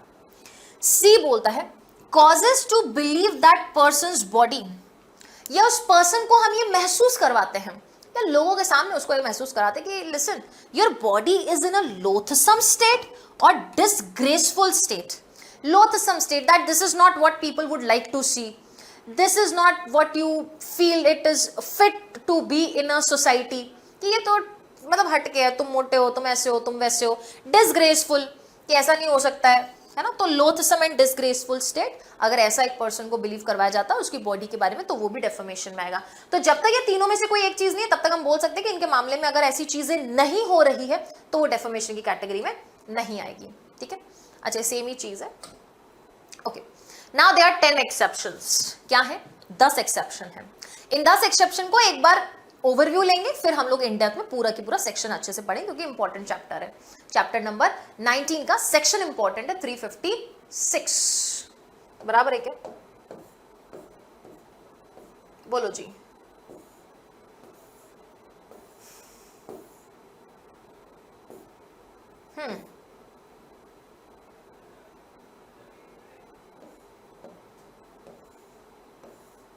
एक 357 भी हम लोग करने वाले हैं। Okay, let's read all the exception. First exception क्या कहता है? Imputation of truth which the public good requires to be made और पब्लिश्ड। सच बोल रहे हो, कीवर्ड पकड़ो, सच बोल रहे हो जो कि पब्लिक गुड के लिए जरूरी है, तो कहां समस्या है? बोल सकते हो। अगर वाकई में कोई क्रिमिनल है उसको मुंह पे बोला है तुम क्रिमिनल हो, तो क्या दिक्कत है? सच है और पब्लिक गुड के लिए बोला है, लोक हित के लिए बोला है। कोई उसके साथ शादी करने जाती थी, उससे पहले आपने बोले ये तो चोर है, ये तो क्रिमिनल है, दैट इज अलाउड। ठीक है, ट्रुथ होना चाहिए। सेकेंड, पब्लिक कंडक्ट है। पब्लिक कंडक्ट और किसका है? पब्लिक सर्वेंट का है। पब्लिक सर्वेंट के पब्लिक कंडक्ट के बारे में, प्राइवेट कंडक्ट के बारे में नहीं। पुलिस ऑफिसर रिश्वतखोर है, करप्शन हमेशा पब्लिक ऑफिसर्स के मामले में होता है, ध्यान रखना। ठीक है, करप्शन प्राइवेट इंडिविजुअल्स के रिगार्डिंग नहीं होता है कि ये भ्रष्टाचार में लिप्त है, ये तो ऑफिस टाइम पे नहीं आते हैं तो ये चलेगा, ये तो हर किसी से पैसा लेके काम करते हैं, तो ये public conduct of public servant चलेगा। लेकिन पब्लिक सर्वेंट का प्राइवेट कंडक्ट कि अपने पर्सनल लाइफ में ये करता है वो करता है, दिस इज नॉट अलाउड। वो अपनी under the colour of the office क्या करता है, आप उसकी बात करो। ठीक है, conduct to any person touching any public question. कोई भी पर्सन ऐसा कंडक्ट कर रहा है, ऐसा काम कर रहा है जहां पर पब्लिक का अधिकार है उससे क्वेश्चन करने का, उस पर्सन के बारे में आप स्टेटमेंट देते हो, वो कभी भी डेफर्मेशन में नहीं आएगा। किस हैसियत से तुमने इलेक्शन कंडक्ट करवाया, किस हैसियत से तुमने ये पेटिशन फाइल किए, तुम होते कौन हो गवर्नमेंट के अगेंस्ट या गवर्नमेंट के बिहाफ पे ऐसा पर्टिकुलर केस वगैरह फाइल करने के लिए, तो कभी भी किस में नहीं जाएगा? डेफर्मेशन में नहीं जाएगा। ठीक है, फोर्थ कहता है publication of reports of proceedings of the court. Court के प्रोसीडिंग्स की रिपोर्ट का पब्लिकेशन करना है। बेटा कोर्ट तो कितने सारे जजमेंट्स वगैरह देता है, हम वो जो है जजमेंट्स या पब्लिक कर सकते हैं ना। आप लोग पढ़ते हो काफी सारी वेबसाइट्स पे, काफी सारे सॉफ्टवेयर्स वगैरह से आप जो है अपनी पब्लिकेशन रिपोर्ट्स वगैरह देखते हैं, तो publication of the reports of proceedings of the court allowed है। Fifth, merits of the case decided in court और conduct of the witnesses. Merits of the case and conduct of the witnesses, court ने क्या कहा है, कहां तक proceeding चली है, कोर्ट ने कौन सी पार्टी को सुना है, कौन सी पार्टी को नहीं सुना है, exactly what is the opinion of the court, it will not amount to defamation. Also the conduct of the witnesses, अगर विटनेस झूठ बोल रहा है, हकलाया वहां पे या डर गया वहां पे, या झूठ बोलने लग गया, चिल्लाया, पर्जरी कमिट किया, तो फिर ये डेफर्मेशन में नहीं आएगा अगर आप जाके ये बाहर किसी को बताते हो तो। पेरिट्स ऑफ द पब्लिक परफॉर्मेंस, आपने पब्लिक के सामने कोई परफॉर्मेंस दी है, मूवी हो सकती है, नॉवेल्स हो सकता है, म्यूजिक एल्बम हो सकती है, कॉन्सर्ट्स हो सकते हैं, इवेंट्स हो सकते हैं, स्टैंड अप कॉमेडी वगैरह, ये सब क्या है? पब्लिक परफॉर्मेंस है। मैं भी क्या कर रही हूँ, पब्लिक परफॉर्मेंस दे रही हूँ। अगर कोई स्टेटमेंट देते हो तो डेफर्मेशन में नहीं आएगा। लेकिन if it is a personal comment, if it is a personal comment it will amount to defamation. कई बार स्टूडेंट्स करके भी जाते हैं। क्या अब टीचर बेटा ये ऑनलाइन माध्यम ऐसा है कि अब हर किसी को सुधार नहीं सकते हैं, है ना। तो अगर किसी भी टीचर के ऊपर भी बेटा यूट्यूब में पर्सनल कमेंट करते हैं जो उनकी शिक्षा के अलावा किसी भी प्रकार से, और शिक्षा के रिगार्डिंग भी कुछ बोलना है, कुछ कि भाई ऐसा है वैसा है, तो उसका एक दायरा होता है। वो जजमेंट या वो क्रिटिसिज्म करते हुए अगर आप उस टीचर के बारे में ऐसा स्टेटमेंट दे रहे हो जो कि उसकी पर्सनल व्यक्तित्व को हार्म करती है किसी भी तरीके से, या रेपुटेशन को हार्म करती है, वो आ जाएगा। भले ही आप उसका पब्लिक परफॉर्मेंस जज कर रहे हो, ये ध्यान रखना, ठीक है। कि कई बार क्या होता है, स्टेटमेंट ऐसा दिया जाता है जिसमें पब्लिक परफॉर्मेंस को जज करते हुए आप उसका पर्सनल जो चीजें हैं वो चीजें भी आप उसके बारे में थोड़ी टच कर दो, तो फिर वो आपके उसमें डेफेमेशन के मामले में चला जाएगा। So merits of a public performance, कभी भी ऐसे नॉवल वगैरह, मूवी का रिव्यू वगैरह दिया, ये किस में नहीं आएगा, ये डेफेमेशन में नहीं आएगा। सी बोलता, सेवेंथ बोलता है censure passed in good faith by person having lawful authority over the other. Censure pass किया जा रहा है गुड फेथ में। सेंसर क्या, स्टेटमेंट पास कर रहे, किस में पास कर रहे हैं, गुड फेथ में पास कर रहे हैं। किसके बारे में पास कर रहे हैं, किसी पर्सन के बारे में। पास कर कौन रहा है, लॉफुल अथॉरिटी जिसके पास है। एग्जाम्पल लिख लो यहाँ पे, टीचर्स। बेटा आपके पेरेंट्स अगर मेरे पास आपको ट्यूशन के लिए छोड़ के गए या स्कूल भेजते हैं, हमारी स्कूल में मान लो कोई भी XYZ अगर हमारे पे कोई स्कूल है, आपको वहां पे भेजते हैं, PTM में आते हैं आपके पेरेंट्स, हम बोलते हैं कि नहीं अंकल पढ़ता तो नहीं आपका छोरा, आपकी छोरी बहुत बातें करती है, क्लास के बाहर खड़ा रखना पड़ता है इसको, बहुत नालायक बच्चा, सारे दिन बंक मारता है। ये सेंसर पास कर रहे हैं, क्यों, ताकि सुधार लो भाई। लॉफुल अथॉरिटी दी है ना आपके पेरेंट्स ने कि नहीं भाई जब तक स्कूल में है तब तक आप ही उसके गार्डियन हो। तो अगर ऐसा स्टेटमेंट दिया जाए वो कभी भी डेफर्मेशन में नहीं आएगा। अब कुटाई हो गई तुम्हारी, बोलते कि मैडम ने डेफर्मेशन किया, PTM पे थोड़ा ज्यादा सच बोल दिया, डेफर्मेशन में नहीं आएगा। She is having the lawful authority. 8th, accusation preferred in good faith to the authorized person। Accusation prefer कर रहे हो मतलब आरोप लगा रहे हो, एलिगेशन लगा रहे हो, किसके अगेंस्ट लगा रहे हो, कोई पर्सन के अगेंस्ट लगा रहे हो, मान लो कोई ऑफेंस वगैरह किया, लेकिन वो उचित पर्सन के सामने जाके लगा रहे हो। किसके सामने जाके वो स्टेटमेंट दे रहे हैं हम, गुड फेथ में ऑथराइज पर्सन को। ऑथराइज पर्सन कौन हो सकता है बेटा, या तो मैजिस्ट्रेट हो सकता है या फिर वो पुलिस ऑफिसर हो सकता है। मैजिस्ट्रेट के सामने जाके अगर आप कंप्लेन करते हो किसी पर्सन के बारे में that this particular person has committed an offence, allegation और गुड फेथ में ध्यान रखना, ऐसे झूठा नहीं, मैलिशियस प्रोसिक्यूशन नहीं, मैलिशियस प्रोसिक्यूशन लगाया तो आ जाएगा डेफेमेशन में, ये ध्यान रखना। मैलिशियस प्रोसिक्यूशन या नहीं चलेगा, okay. Good faith itself means कि वाकई वहां पे ऑफेंस कमिट हुआ है इसलिए आपने एलिगेशन लगाया है। अगर गुड फेथ में नहीं है, मेंसरिया है कि इस पर्सन की रेपुटेशन हार्म करना है या हमको इसे टॉर्चर करना है, तो वो मैलिशियस प्रोसीडिंग में आ जाएगा। 9 बोलता है imputation made in good faith. ये देखो फिर से यहाँ पे भी गुड फेथ है, यहाँ पे भी गुड फेथ है, मतलब अगर ये जानबूझ के किया ना, गुड फेथ नहीं करके मेंसरिया कर लिया, मेंसरिया के साथ किया या मैलिफाइड इंटेंशन के साथ किया, तो फिर यहाँ पे कोई भी एग्जम्पशन नहीं है। Imputation made in good faith by person for the protection of his और अदर्स इंटरेस्ट। खुद के या दूसरों के इंटरेस्ट को प्रोटेक्ट करने के लिए अगर उसने कोई भी इंप्यूटेशन दिया है तो वो कभी भी किसमें नहीं आएगा, डेफर्मेशन में आएगा। फॉर एग्जाम्पल इलस्ट्रेशन भी दे रखा है आपको कि एक पर्टिकुलर शॉपकीपर है, वो अपने सर्वेंट को बोलता है या अपने एजेंट को बोलता है that do not give a particular person anything on credit, इसको उधार कोई भी चीज मत देना, because I am of the opinion कि ये ना पैसा वापस लौटाएगा नहीं, तो इसको जाने दो, इसको प्लीज वो चीज देना मत। तो ये गुड फेथ में किसके किसके इंटरेस्ट के लिए, या तो खुद के इंटरेस्ट को प्रोटेक्ट करने के लिए, दूसरों के इंटरेस्ट को प्रोटेक्ट करने के लिए, वेरी सिंपल, ठीक है। 10th बोलता है कॉशन। कॉशन का मतलब क्या होता है, सावधानी, सावधानी बरतने के लिए आपने किसी को good of person, caution intended for good of person to whom conveyed and for public good, या तो पब्लिक के अच्छे के लिए या जिसको आपने वो स्टेटमेंट दिया है ना बेटा उसके अच्छे के लिए आपने उसे सावधानी बरतने को बोला है। क्यों, क्योंकि हमको उसका गुड चाहिए। जैसे कि अब बेटा मान लो आप कभी एक दिन घूम रहे थे टपरी वपरी पे, देख लिया आपके पड़ोसी ने, शर्मा जी ने देख लिया, वर्मा जी ने देख लिया, और जाके आपके पापा को बोला कि आपका जो लड़का है बाइक पे घूम रहा था, 2 दोस्तों को पीछे बैठा के थोड़ा आगे गया और टपरी पे सिगरेट फूकते हुए देखा हमने इसको। अब वो शर्मा जी या वर्मा जी ने क्यों बताया बेटा, पापा को कॉशियस करने के लिए, पापा को सावधान करने के लिए। कि आप देख लो आपका बेटा है, सुधार लो, थोड़ा गलत संगति वगैरह में पड़ रहे, दिस इज नॉट डेफर्मेशन। चले मत जाना शर्मा जी या वर्मा जी के वहां डंडा लेके कि ऐसे कैसे बोल दिया, मानहानि वगैरह होगी। ध्यान रहे गुड ऑफ द पर्सन में बोला, और यहाँ पे भी जब हम एलिवेट पढ़ेंगे गुड फेथ दिख जाएगा। अच्छे फेथ में बोला, आपके सुधार के लिए बोला है, तो ये कभी भी डेफर्मेशन की कैटेगरी में नहीं जाने वाला है। ये सारे एक्सेप्शंस हम 1 बाय 1 वापस से पढ़ने वाले हैं, 1 बाय 1 सारे के सारे एक्सेप्शंस पढ़ेंगे, और इसके साथ साथ एक्सप्लेनेशन भी हम सारे रिपीट करेंगे, ताकि थोड़ा अच्छे से और समझ आ जाए कि कुछ छूट ना जाए। क्योंकि ये डेफर्मेशन का segment most of the time या तो प्री में आएगा या मेंस में आएगा, नहीं तो जजमेंट राइटिंग में किधर ना किधर देखने को मिलेगा, बट या फिर हो सकता है आपके ऐसे में भी आ जाए, इंटरव्यू के पॉइंट ऑफ व्यू से भी अच्छा। Whoever by words either spoken or intended to be read, words कैसे हैं बेटा, या तो स्पोकन होंगे या intended to be read, that is writing में है, स्पोकन और रिटन हो गया है, और बाय साइंस या फिर साइन है, या फिर लास्ट क्या हो गया हमारा, विजिबल रिप्रेजेंटेशन है।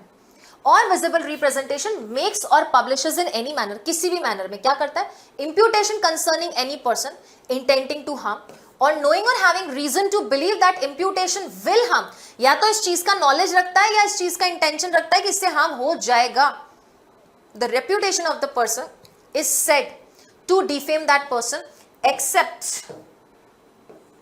in the cases hereinafter accepted। ये लैंग्वेज कहां पढ़ी थी, ये अगर आपको याद हो तो हमने मर्डर के डेफिनेशन में पढ़ी थी कि नहीं पढ़ी थी, सेक्शन नंबर 100 में पढ़ी थी। Except the cases hereinafter accepted मतलब वो एक्सेप्शंस के अलावा जो हमने नीचे लिखे हुए हैं। तो यहां पे भी क्या कहना चाहता है, except the cases hereinafter accepted। Except मतलब अलावा, और ये एक्सेप्शन मतलब जो अपवाद नीचे दे रखे हैं, जो एक्सेप्शन हमने दे रखे हैं, उनके अलावा अगर कोई भी पर्टिकुलर स्टेटमेंट इस पर्टिकुलर डेफिनेशन के अंदर जाता है तो वो किस में आएगा, वो सीधा सीधा हमारे डेफर्मेशन की कैटेगरी में आ जाएगा। ध्यान रखना है बेटा, डेफर्मेशन में आपको कई बार ऐसा हो सकता है कि आपके सिलेबस में, सुनना मैं वो स्टेट जुडिशरी की बात कर रही हूं जहां पे आपके सिलेबस में टॉर्ट लॉ भी आ रहा है एंड क्रिमिनल लॉ भी आ रहा है, वहां पे अगर डेफर्मेशन का क्वेश्चन आएगा तो मान के चलना वो आपको सब्जेक्ट स्पेसिफाई करेंगे, वो आपको सब्जेक्ट बहुत क्लियरली स्पेसिफाई करेंगे। या हो सकता है ये भी पूछ ले, difference between defamation under your tort law and your criminal law that is BNS। ये बहुत अच्छे से ध्यान रखना, ऐसे नहीं उन्होंने पूछा क्रिमिनल लॉ का आप लोग टॉर्ट लॉ में चल दिए, या पूछा टॉर्ट में आप क्रिमिनल लॉ में चल दिए। तो बहुत अच्छे से क्वेश्चन को समझना पहले कि क्वेश्चन आया कौन से सब्जेक्ट से। कई बार जैसे प्रोबेशन ऑफ ऑफेंडर्स एक्ट में देखा है, प्रोबेशन ऑफ ऑफेंडर्स प्रोबेशन का क्वेश्चन आता है, बच्चे पहले या तो 360 ऑफ CRPC में चले जाते थे या फिर सीधा सीधा सेक्शन 3 या section 4 of probation of offenders act में चले जाते थे, ध्यान ही नहीं देते थे आया कौन से पर्टिकुलर एक्ट से। या तो स्पेसिफिक एक्ट होगा, नहीं तो क्वेश्चन इस तरीके से फ्रेम होगा कि आपके सामने बहुत क्लियर होगा, और नहीं हो रखा है then it is so very obvious that you have to mention both the acts to be on a safer side. ठीक है जी, चलेंगे हम आगे जहां पे हम अब डील करेंगे इसके 4 explanations. So after reading the definition of the defamation, अब हमको इसके 4 एक्सप्लेनेशन का डायरेक्ट रिवीजन करना है ना, एक बार डायरेक्ट अच्छे से रिवाइज कर लेते हैं, और जितने भी एक्सेप्शन है उसको पढ़ने के बाद उसके इलस्ट्रेशन और केस लॉज भी वाइंड अप करेंगे। एक्सप्लेनेशन नंबर फर्स्ट, जो कि मैं जैसे कि मैं आपको ऑलरेडी बता चुकी हूं, that it deals with a dead person. मरे हुए व्यक्ति का भी मानहानि हो सकता है अगर वो स्टेटमेंट ऐसा है कि अगर वो जीवित होता तो उसकी मानहानि होती, और अब जब हम वो स्टेटमेंट दे रहे हैं तो उसके रिलेटिव्स या उसके फैमिली मेंबर्स को क्या हो रहा है, हर्ट हो रहा है। ठीक है, देखो, it may amount to defamation to impute anything to a deceased person if the imputation would harm, वो हार्म कर सकता था, हो सकती थी, the reputation of the person if living, अगर वो जीवित होता तो, एंड अभी क्योंकि वो जीवित नहीं है इसलिए जो पर्सन ऐसा स्टेटमेंट दे रहा उसका इंटेंशन क्या है, that it is hurtful to the feelings of his family और नियर रिलेटिव, फैमिली मेंबर है या फिर नियर रिलेटिव्स को वो हर्ट करे। Second explanation, it may amount to defamation to make an imputation concerning a company और an association और collection of the persons. That means यहां पे इन्होंने किसका जिक्र किया है, यहां पे इन्होंने आर्टिफिशियल पर्सन का जिक्र किया है कि आर्टिफिशियल पर्सन के अगेंस्ट भी हम कह सकते हैं कि ऑफेंस ऑफ डेफर्मेशन हो रहा है। ठीक है, एक्सप्लेनेशन नंबर थर्ड क्या बोला, imputation in form of any alternative और एक्सप्रेस्ड आयरॉनिकली, एक्सप्रेस्ड आयरॉनिकली सही वर्ड बोलूं तो sarcastic way. Okay, an alternative मतलब आप बोल तो ये रहे हो but you mean something else, may amount to defamation. And coming to your explanation number 4, जो बोलता है कि स्पेसिफिकली कैरेक्टर, कास्ट, क्रेडिट के मामले में जब भी आप बोलोगे, कोई ऐसा स्टेटमेंट देते हो, तो तब तक वो डेफेमेशन में नहीं आएगा जब तक इन तीनों में से कोई एक इफेक्ट ना छोड़ दे। No imputation is said to harm a person's reputation unless the imputation directly or indirectly in the estimates of others. ये in the estimates of others क्या है? ये वही है जो मैंने उस वक्त आपको बताया था, और मैंने आपको क्या बताया था? That it is very necessary for the offense of the defamation that it should come to the knowledge of the third person. उसको कम्युनिकेट होना चाहिए, कम्युनिकेशन होना चाहिए थर्ड पर्सन को पता चलना चाहिए कि हमने ऐसा स्टेटमेंट दिया है। फर्स्ट क्या बोलता है, तब तक हम नहीं मानेंगे कि कोई भी ऐसा इंप्यूटेशन को हर्ट हुआ है unless it lowers the moral और the intellectual character of that person. उस पर्सन के कैरेक्टर को लोअर डाउन जब तक नहीं करेगा तब तक हम नहीं बोलेंगे कि यहाँ पे डेफेमेशन का ऑफेंस हुआ है। सेकेंड क्या बोलता है, louvers the character of the person in respect of his cast और हिज कॉलिंग। अगर ऐसा स्टेटमेंट है जो उसके कास्ट या कॉलिंग से डील करता है कि आप इस कास्ट को, आप इस कम्युनिटी के हो, तो हम कहेंगे डेफेमेशन में आता है। इसके मामले में बेटा अगर स्पेसिफिकली अनुसूचित जनजाति के बारे में बोल रखा है तो फिर डेफिनेटली आपका SC/ST prevention of atrocities act 1989 का भी एक्ट लगेगा, वो ज्यादा बड़ी पनिशमेंट देता है, वहां पे भी जाएगा। ठीक है, louvers the credit of that person, उस पर्सन के क्रेडिट को लोअर डाउन करता है, उसकी विश्वसनीयता, उसके पर्सनालिटी के बारे में गलत दिखता है, और या फिर उस तीसरे पर्सन को हम ये बिलीव करवाएं that the body of that person is in loathsome state और अ डिसग्रेसफुल स्टेट, जो कि यूजुअली कैसा कंसिडर किया जाता है, डिसग्रेसफुल स्टेट का कंसिडर किया जाता है। ऐसा थर्ड पर्सन एस्टिमेट करे किसी के बारे में तो हम कहेंगे that it amounts to defamation. Now illustration, एक बार इलस्ट्रेशन डील करते हैं। इलस्ट्रेशन में फर्स्ट कहता है A, okay, it states A says Z is a honest man. A ये कहता है कि Z एक honest man है. He never stole B's watch. वो तो कभी B की घड़ी चुराई नहीं उसने. इस इंटेंशन के साथ to cause it to be believed that Z did steal B's watch. इस इंटेंशन के साथ कि ये माना जाए, इस इंटेंशन के साथ कि ये माना जाए कि यहाँ पे क्या हुआ है, यहाँ पे Z ने ये घड़ी चुराई है, किसकी, B की घड़ी जो है चुराई है। This is a defamation unless it falls within one of the exception. अगर वो कोई एक एक्सेप्शन में फॉल कर जाता है तब तो वो किस में नहीं जाएगा, वो आपके इस पर्टिकुलर ऑफेंस की कैटेगरी में नहीं जाएगा। लेकिन अगर ऐसा नहीं हुआ है, दैट इज गुड फेथ में अगर बोला है, तब तो फिर वो बेटा एक्सेप्शन में चला जाएगा और पनिशमेंट नहीं मिलेगी। लेकिन अगर उस इंटेंशन के साथ बोल दें तो डेफेमेशन हो जाएगा। B, A is asked who stole B's watch. A से पूछा गया बी की घड़ी किसने चुराई। ए पॉइंट्स, इशारा किया, मात्र इशारा कर देना भी इस इंटेंशन के साथ कि लोग ये मान लें कि बी ने यहां घड़ी चुराई है तो पनिशेबल हो जाएगा। To Z, intending to cause it to be believe that Z stole B's watch, this is defamation. ये डेफेमेशन में आएगा unless it falls within one of the exception. अगर 10 में से किसी भी एक्सेप्शन में आ जाए तब तो नो डेफेमेशन। सी बोलता है A draws a picture of Z running with the B's watch. A ने एक पिक्चर ड्रॉ की जिसमें ये जो मिस्टर बी है ये घड़ी लेके भागता हुआ दिखाया गया है। एक कैरिकेचर है, एक विजिबल रिप्रेजेंटेशन है, तो इससे लोग ये अनुमान लगा सकते हैं, अच्छा ये तो पिक्चर भी बी की घड़ी लेके जा रहा है। कई बार आपने देखा ना न्यूज़पेपर वगैरह में कार्टून्स वगैरह आते हैं एनिमेटेड फॉर्म्स वगैरह में, तो ये किस में जाएगा, ये आपके जाएगा डेफेमेशन में।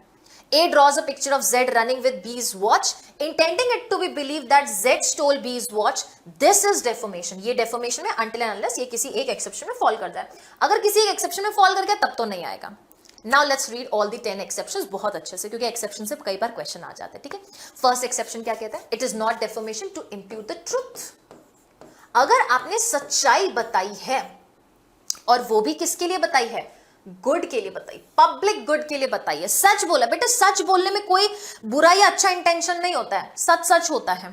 ठीक है, it is not defamation to impute anything which is true concerning any person if it be for the public good that the imputation should be made or published. Whether or not it is for the public good is a question of fact.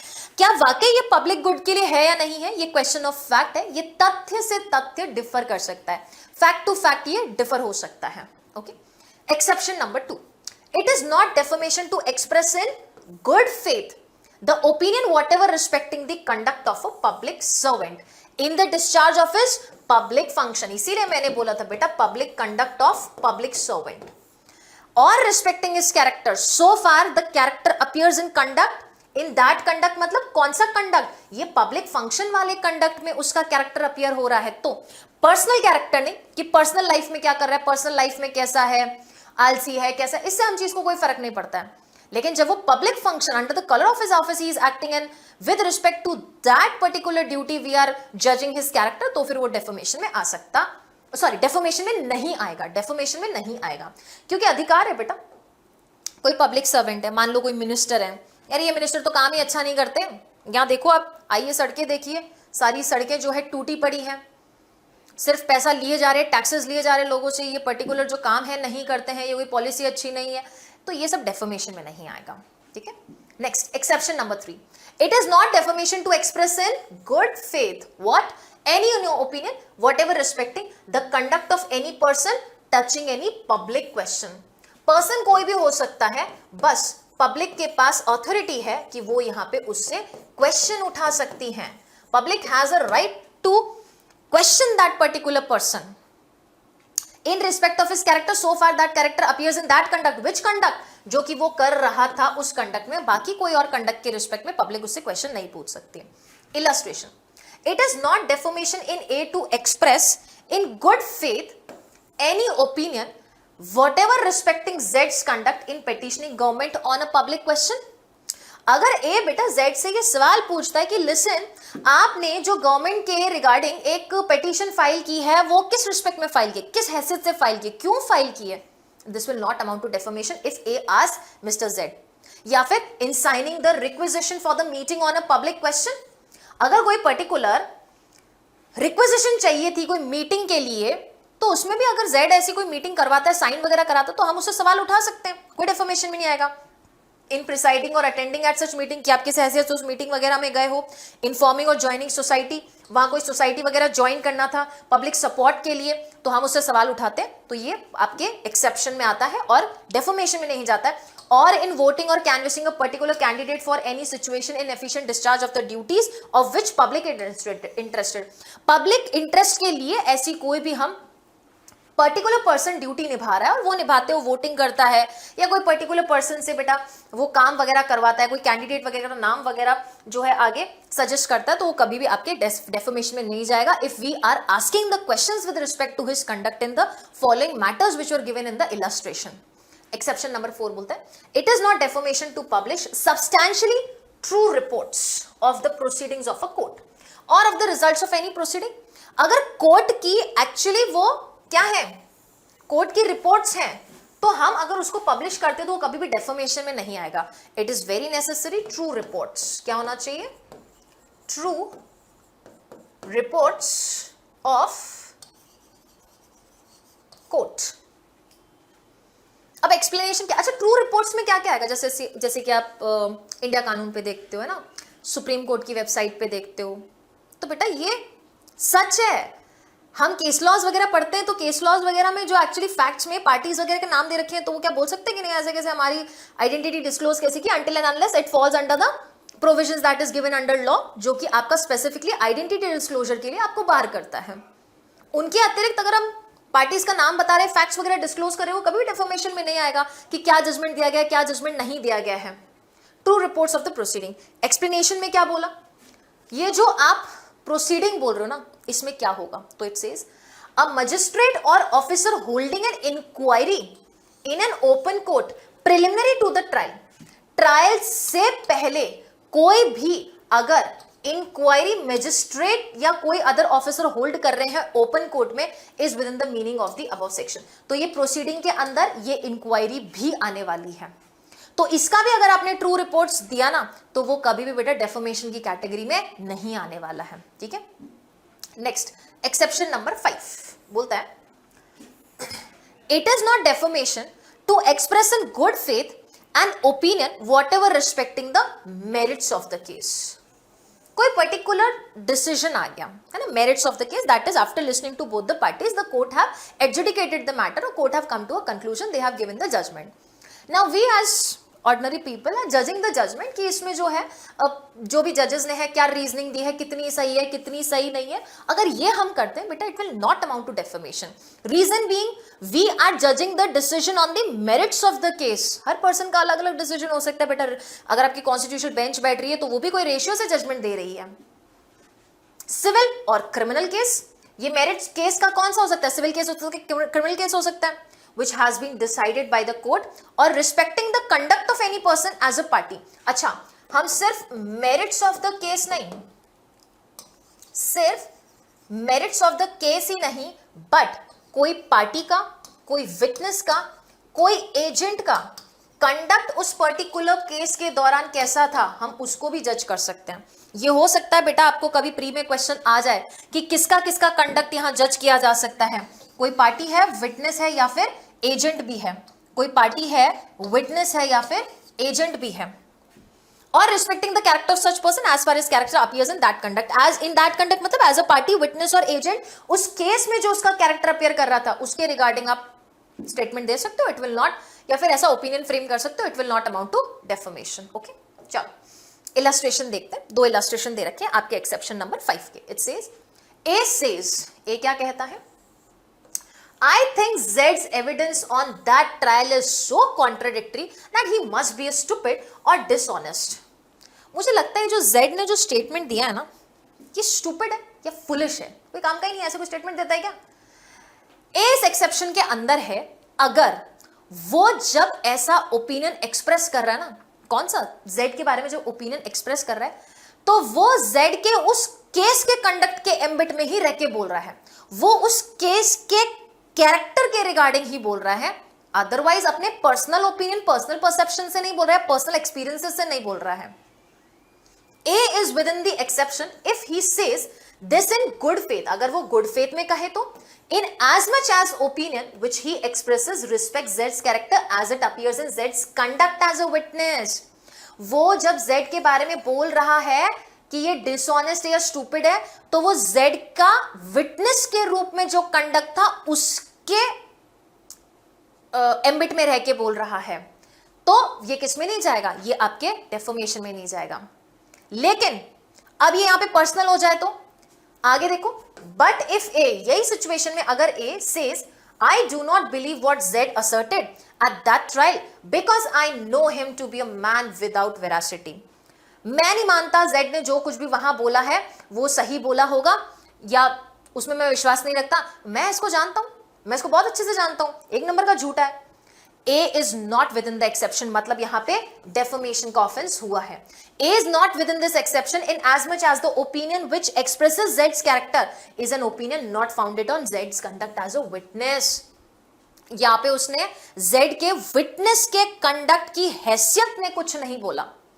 Personal opinion, ये personal statement दे रहा है, मैं तो जानता हूं उसको, हमारे मोहल्ले में रहता है, एक नंबर का झूठा है। अरे तुम क्या जानते हो उसको कोर्ट में क्या बोला, तुमको पता है क्या कुछ? इसके बारे में तुमने कुछ नहीं बोला। This will amount to a defamation, it will not fall under your exception, या फिर बेटा इनको 356 की पनिशमेंट मिल जाएगी। ठीक है, moving on to sixth explanation. क्या बोलता है sixth explanation? It states, it is not defamation to express in good faith any opinion respecting the merits of any performance which its author has submitted to the judgment of public। public के judgment के लिए submit कर दिया ना उन्होंने। now public is the judge, when you have performed something public is going to decide whether it is good, whether it is bad, whether it is decent, whether it is indecent, whether it is moral, whether it is immoral। you should be ready to take it। but हाँ, वो judgement करते हुए personal opinion दिया ना कि हाँ ये तो ऐसे ही है, तो अपनी जिंदगी में ऐसे करते तो एक्टिंग क्या कर ले, दिस इज वेरी रॉन्ग, ये फिर आपके डेफर्मेशन में चला जाएगा। और respecting the character of author so far as his character appears in such performance and no further. उस पर्सन का उस परफॉर्मेंस में जो कैरेक्टर था उसको लेकर अगर हम उसके बारे में स्टेटमेंट देते हैं, it will not amount to an offence, because public को आपने खुद अथॉरिटी दी है, राइट दिया है कि यू कैन जज our performance. Explanation, performance may be submitted to the judgment of the public expressly or by acts on part of the author which implies such submission to the judgment of the public। कह रहे हैं कि हम expressly भी public के judgement के लिए जो अपना एक्ट है वो सबमिट कर सकते हैं, और by acts on part of the author, या ऑथर के पार्ट पे भी कर सकते हैं, जैसे डायरेक्टर्स होते हैं, एक्टर्स होते हैं, है ना, तो अब कोई मूवी को बेकार बोला तो हो सकता है एक्टर को बोलना चाह रहा है, तो बेटा डायरेक्टर की भी बैंड बज गई उसमें साथ साथ, ठीक है। चलो इलस्ट्रेशन, बहुत अच्छा इलस्ट्रेशन, बहुत अच्छे से देखना। It says a person who publishes a book submits that book to the judgment of the public. कोई पर्सन अगर बुक पब्लिश कर रहा है तो बेटा आप भी पढ़ सकते हैं, मैं भी पढ़ सकती हूँ, कोई भी पर्सन पढ़ सकता है, तो ये आपके डेफोमेशन में नहीं जाएगा, क्योंकि अब हम वो पब्लिक डोमेन में आ चुकी है book, public is allowed there to give the statement. B क्या बोलता है, a person who makes a speech in public, ministers वगैरह क्या करते हैं, पब्लिक में स्पीच वगैरह देते हैं, अपन बोलते हैं इसको स्पीच नहीं देना आता, इसको डिबेट नहीं करना आता है, submits that speech to the judgment of the public. तो वो पब्लिक के लिए वो स्टेटमेंट, वो स्पीच देता है, तो पब्लिक जज कर देगी, it will not amount to an defamation. An actor और singer who appears on the public stage submits the acting और singing to the judgment of the public. अब वो पब्लिक डिसाइड करके बताएगी कि टमाटर फेंकेंगे कि तालियां बजेगी, ठीक है, बराबर है। But always remember to respect every artist, rather respect every person who is performing publicly, है ना, क्योंकि जब वो कैमरा के उस साइड या स्टेज के उस साइड आके जब बोलते हैं तो उसमें बहुत हिम्मत लगती है ना, बहुत गट्स लगते हैं, बहुत एनर्जी लगती है, बहुत हिम्मत लगती है, चीज़ों को लेने के लिए भी वो पर्सन रेडी होते हैं, तो बहुत बड़ा दिल या कहें तो बहुत चीज़ों से गो थ्रू हो जाते हैं, फिर उनको ये चीज़ें समझ आती है कि कोई पर्सन क्यों या किस दिमाग से बोल रहा है, ठीक है। खैर डी क्या बोलते हैं, A says of a book published by Z, Z की एक बुक पब्लिश हुई थी, तो ए क्या बोलता है, जेड्स बुक इज फुलिश, बेकार किताब एक नंबर की, Z must be a weak man, कमजोर आदमी है, बुजदिल है, इतनी सोच है इसकी, ए ऐसा कहता है। Jades book is indecent, Z must be a man of impure mind, कहता है इस जेड का जो है दिमाग ही खराब है, दूषित दिमाग का व्यक्ति है ये, और इनडिसेंट है, इमोरल है। A is within the exception, A exception में आएगा if he says this in good faith, अगर वो ये good faith में बोलता है, in as much as the opinion which he expresses of Z respects Z's character only so far as it appears in Z's book and no further। क्या बोला कि वो बेटा किस में आएगा, वो एक्सेप्शन में आएगा अगर ये जो उसने स्टेटमेंट दिया है गुड फेथ में दिया जेड के उस कैरेक्टर को रिलेटेड, उस कैरेक्टर के रिगार्डिंग जो उसने एज अ बुक में लिखा है, and no personal opinion, no personal exception or experiences or no personal perceptions। E क्या बोलता है, E states but if A says I'm not surprised that Z's book is foolish and indecent for he is a weak man and a libertine। A बोलता है इसमें shock होने की क्या बात है कि A ने ऐसी जो Z ने है ऐसी बुक लिखी, मैं तो जानता हूं इसको, बचपन से जानता हूं, ये तो ऐसा ही है, एक नंबर का इंडिसेंट इंसान है, अश्लील इंसान है, ये बोलता है उसको कि इसमें कोई सरप्राइज की बात नहीं है, मैं तो पहले से जानता हूं। A is not within the exception in as much as the opinion which he expresses of Z's character is an opinion not founded in Z's book। तो Z की बुक में जो कंटेंट दे रखा है ना, उसके एम्बिट में रहते हुए उसने Z का कैरेक्टर जज नहीं किया है, अपने पर्सनल ओपिनियन से किया है, व्यक्तिगत कोई उसका कोई डीलिंग वगैरह है उसके एम्बिट में रहते हुए उसने स्टेटमेंट दिया। This will amount to what, this will amount to defamation बेटा, this will amount to what, this will amount to defamation, ये डेफेमेशन में जाएगा।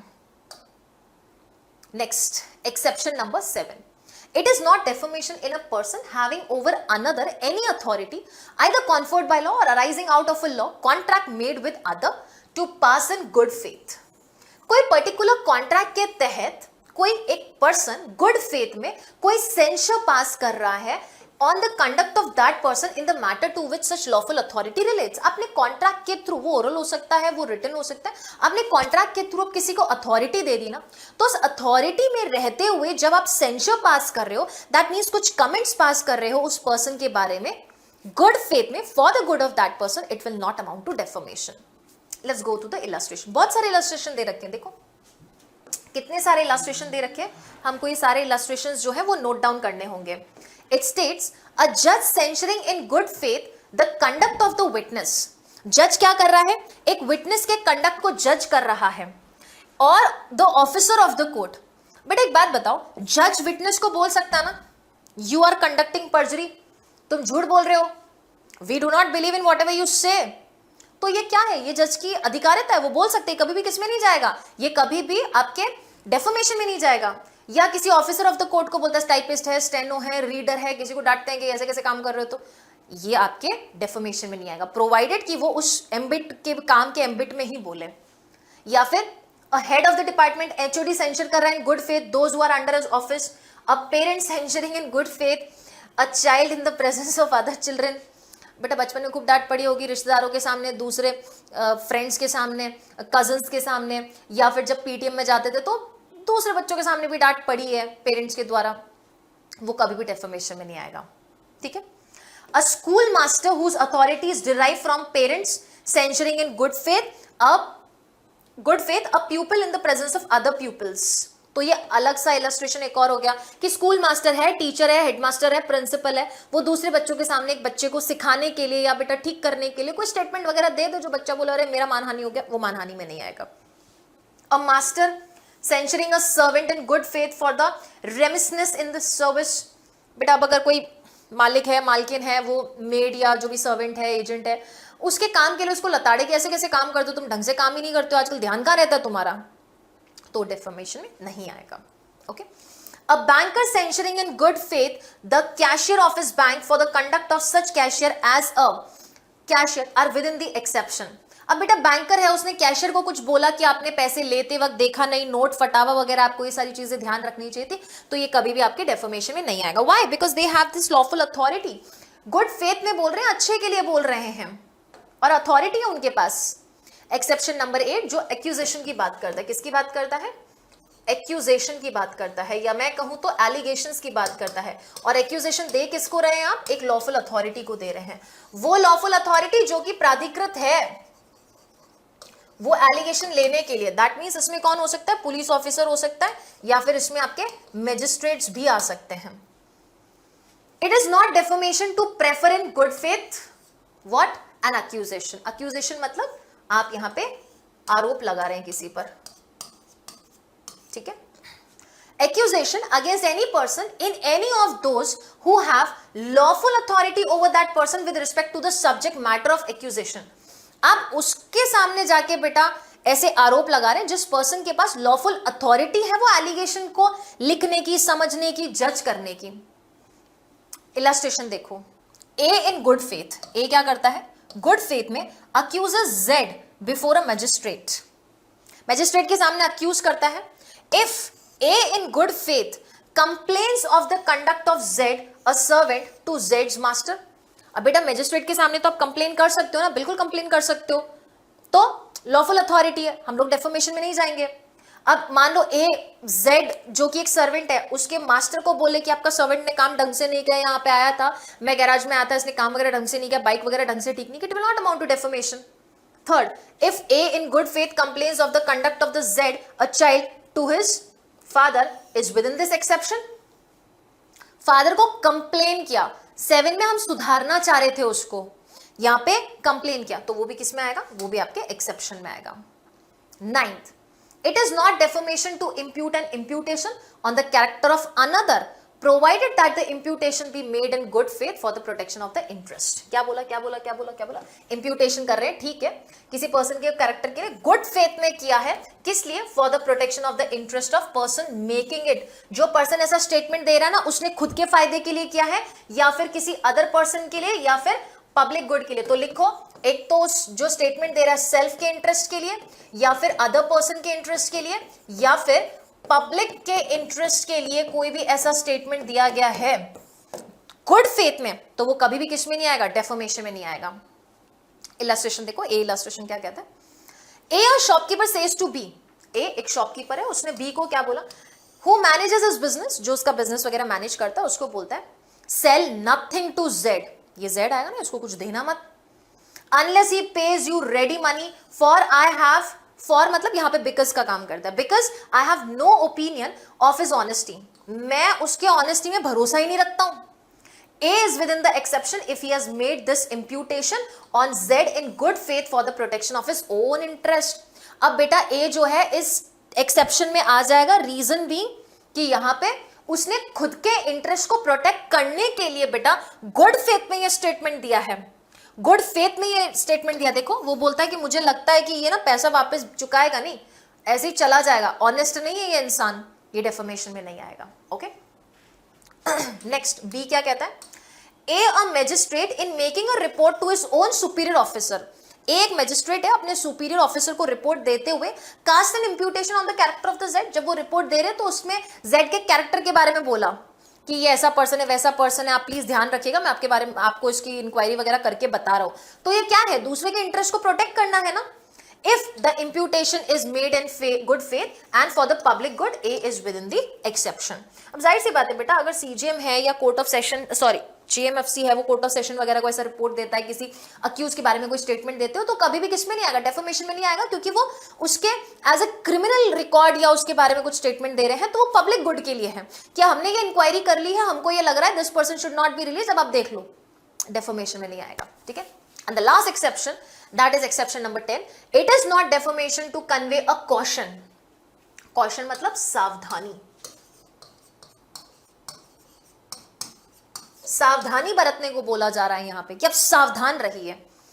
In good faith, good faith में to one person against another, provided that such caution to be intended for the good of the person to whom it is conveyed or for some person in whom he is interested or for the public good. जिसको हमने statement दिया है उसके फायदे के लिए या कोई और अदर पर्सन के फायदे के लिए या पब्लिक के गुड के लिए, पब्लिक के भलाई के लिए हमने स्टेटमेंट दिया है, ताकि वो लोग अवेयर हो जाएं कि अंकल देखो आपका बेटा कहां घूम रहा है, मैंने उसको इधर उधर घूमते हुए देखा था, आप प्लीज थोड़ा ध्यान दो, नहीं तो पढ़ाई लिखाई नहीं करेगा. तो अंकल के अच्छे के लिए बोला, उनके बेटे के अच्छे के लिए बोला है. या बोलते प्लीज आप उस शॉप से जाके मिठाई वगैरह मत खरीदना, वो अडल्ट्रेटेड गुड्स या अडल्ट्रेटेड फूड आइटम्स बेचते हैं. That will not fall under defamation, they will fall under the exception. ठीक है. तो ये सारे के सारे वर्ड्स को अच्छे से ध्यान रखेंगे. सबसेक्शन 2 में वी हैव ऑलरेडी स्टडीड बेटा. क्या पनिशमेंट है, 2 ईयर है, फाइन है, या बोथ है, या फिर कम्युनिटी सर्विस है. लेकिन क्या इसमें कम्युनिटी सर्विस है? नहीं, इसमें कम्युनिटी सर्विस नहीं है और इसमें भी कम्युनिटी सर्विस नहीं है. कम्युनिटी सर्विस नहीं है, कम्युनिटी सर्विस लिख लेना प्लीज, ध्यान रखना. ओके. एक बहुत अच्छा केस है डीपी चौधरी वर्सेस कुमारी मंजुलता का केस है. कौन सा केस है? डीपी चौधरी वर्सेस कुमारी मंजुलता का केस है. अब इस केस में बेटा एक लोकल न्यूज़पेपर था, उसमें ना एक लड़की के बारे में खबर छापी गई थी कि वो किसी लड़के के साथ भाग गई थी, लेकिन हकीकत ये थी कि वो एक्स्ट्रा क्लासेस लेने या ट्यूशन गई थी. हकीकत यही थी, वाकई में यही थी. अब बेटा उसकी वजह से लोगों ने उसे ताने देने शुरू कर दिए और बहुत ज्यादा हैरेसमेंट हुआ उसका. कोर्ट बोला गलत है, डेफेमेशन है, आप ऐसे किसी के बारे में स्टेटमेंट नहीं दे सकते. और ये थोड़ा लोगों की आदत है ना पंचायती करने की हर जगह की, है ना. तो रिमेंबर दिस थिंग, फालतू किसी के बारे में बोलना नहीं और फालतू किसी से मतलब रखना नहीं, है ना. जिसके बारे में आप जानते ही नहीं हो तो उसके बारे में क्यों बोलना. बिकॉज रिमेंबर दिस थिंग बेटा, आप जिसको भी जो भी बोल रहे हो उसका भी कोई जान पहचान का होगा या बेस्ट फ्रेंड होगा, उसको जाके बोलेगा. And things revolve, they rotate and they come back again. तो चीजें फैलती हैं. आप किसी को भी बताओगे, ध्यान रखना कोई भी अपने पास नहीं रखता, सब जाके कहीं ना कहीं बताते ही बताते हैं. तो be very aware of what you are speaking and about whom you are speaking. Why you want to speak about somebody whom you don't even know. तो ये थोड़ी आदत हो रखी है. और जेन्युइनली बेटा see, I am making you aware because you people are law students and you know कि किसी के बारे में क्या बोलना है या कैसे बोलना है. लेकिन जो कॉमन पर्सन होता है ना, वो ये सारी चीजें नहीं जानता. वो चुगलियों के मामले में कि हाँ चलो ठीक है, मन को सुकून मिल रहा है तो लेट्स डू चुगली, उस चक्कर में बेटा मामले कभी भारी हो जाते हैं. और ये वही था. A local newspaper published a statement about a Manjulata who belonged to a distinguished family that she has eloped with a boy. कि लड़के के साथ भाग गई. Instead she went to attend the night class. वो तो पढ़ने गई थी रात को. She was ridiculed by the others. लोगों ने बहुत ताने दिए. The court held that action was defamatory and she was entitled to the damages of 10,000 rupees by way of general damages. 1997 का केस है. 10,000 रुपए उस वक्त फाइन लगा था. राम जेठमलानी वर्सेस सुब्रमण्यम स्वामी का तो बेटा आपने केस पढ़ा हुआ ही है. सुब्रमण्यम स्वामी वर्सेस यूनियन ऑफ इंडिया 2016 कब तक इंपॉर्टेंट है, बिकॉज इसमें सेक्शन 499 एंड 500 की कॉन्स्टिट्यूशनैलिटी को चैलेंज किया था. इसमें कॉन्स्टिट्यूशनैलिटी को चैलेंज किया गया था कि संवैधानिक भी है कि नहीं है. And this was the case. ये केस जरूर लिखो. इसको आर्टिकल 19 के ग्राउंड्स पे चैलेंज किया गया. बोला आप तो हर जगह हमारे ऊपर लिमिट्स लगा देते हो, फिर हम बोले कैसे कह दे कि हमको आर्टिकल नंबर 19 में जो आपने फ्रीडम दिया है उस फ्रीडम को हम एंजॉय करें. We are not enjoying that freedom. How can you say that. तो ये पर्टिकुलर केस बोलता है कि नहीं, डेफेमेशन जो है वो आर्टिकल 19 के तहत as a reasonable restriction work कर रहा है. डेफेमेशन का जो सेक्शन है 499 and 500, it is in nowhere a restriction in exercising your right to freedom of speech and expression guaranteed under article 19. rather it falls under reasonable restriction. Constitutional validity of criminal defamation was challenged by Subramaniam Swamy and others who argued that it violated the right to freedom of speech and expression under Article 19 1A of the Constitution. Supreme Court upheld the constitutionality, means it supported the constitutionality of the criminal defamation, holding right to reputation is an integral part of right to life under Article 19. Very important, लिख लो कि article number 21 में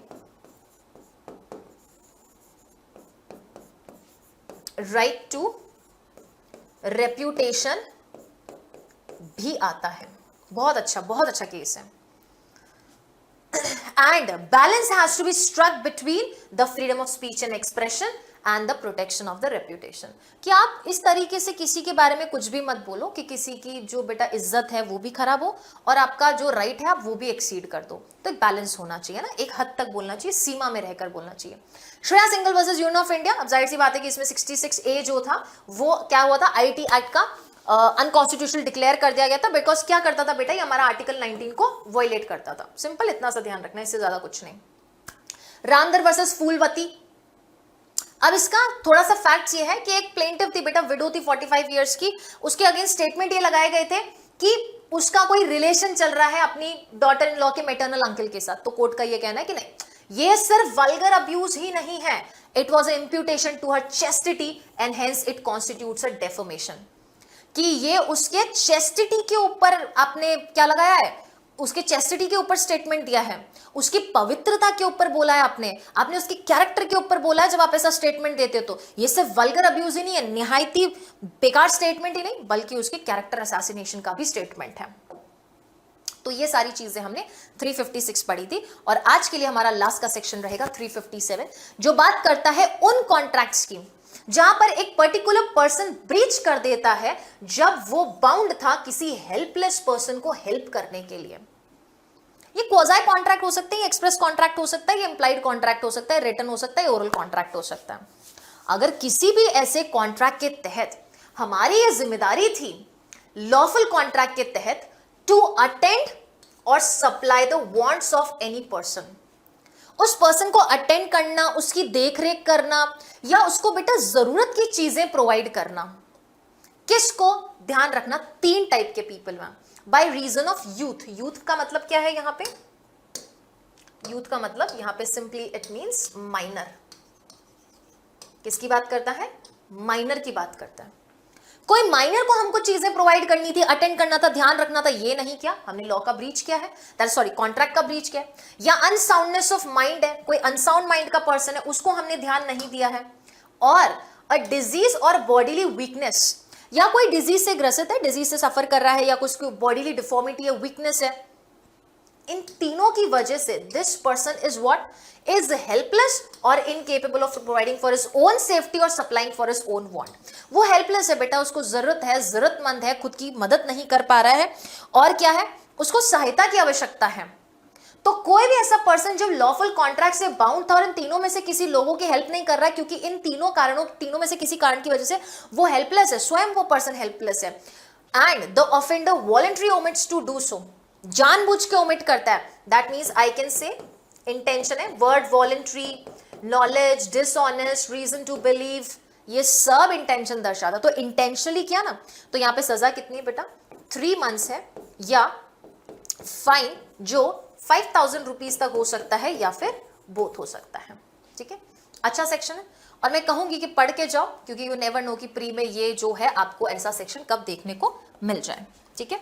and repeal and saving जो है वो हम already कर चुके हैं. रिपील इन्होंने क्या किया है, आईपीसी 1860 को रिपील कर दिया. इतना ध्यान रख लो, बाकी इफेक्ट सेविंग्स जो है वो नहीं भी पढ़ोगे तो भी चलेगा. ठीक है. तो यहाँ पे हम सेशन को जो है वाइंड अप करते हैं. And all those students who are looking for the PDF of this session, तो मैं आप सबको बता दूं बेटा कि इस पूरी ही सीरीज के, बीएनएस की पूरी ही सीरीज की जो आपको पीडीएफ मिलेगी वो कहां से मिलेगी, पीडब्ल्यू ऐप से मिलेगी. लिखा हुआ है पीडब्ल्यू ऐप को जाकर आपको डाउनलोड करना है. पीडब्ल्यू ऐप में ये पूरा के पूरा एज इट इज आपको बैच मिलेगा, दैट इज भारतीय न्याय संहिता करके, ऐसा ही बैनर आपको दिखेगा.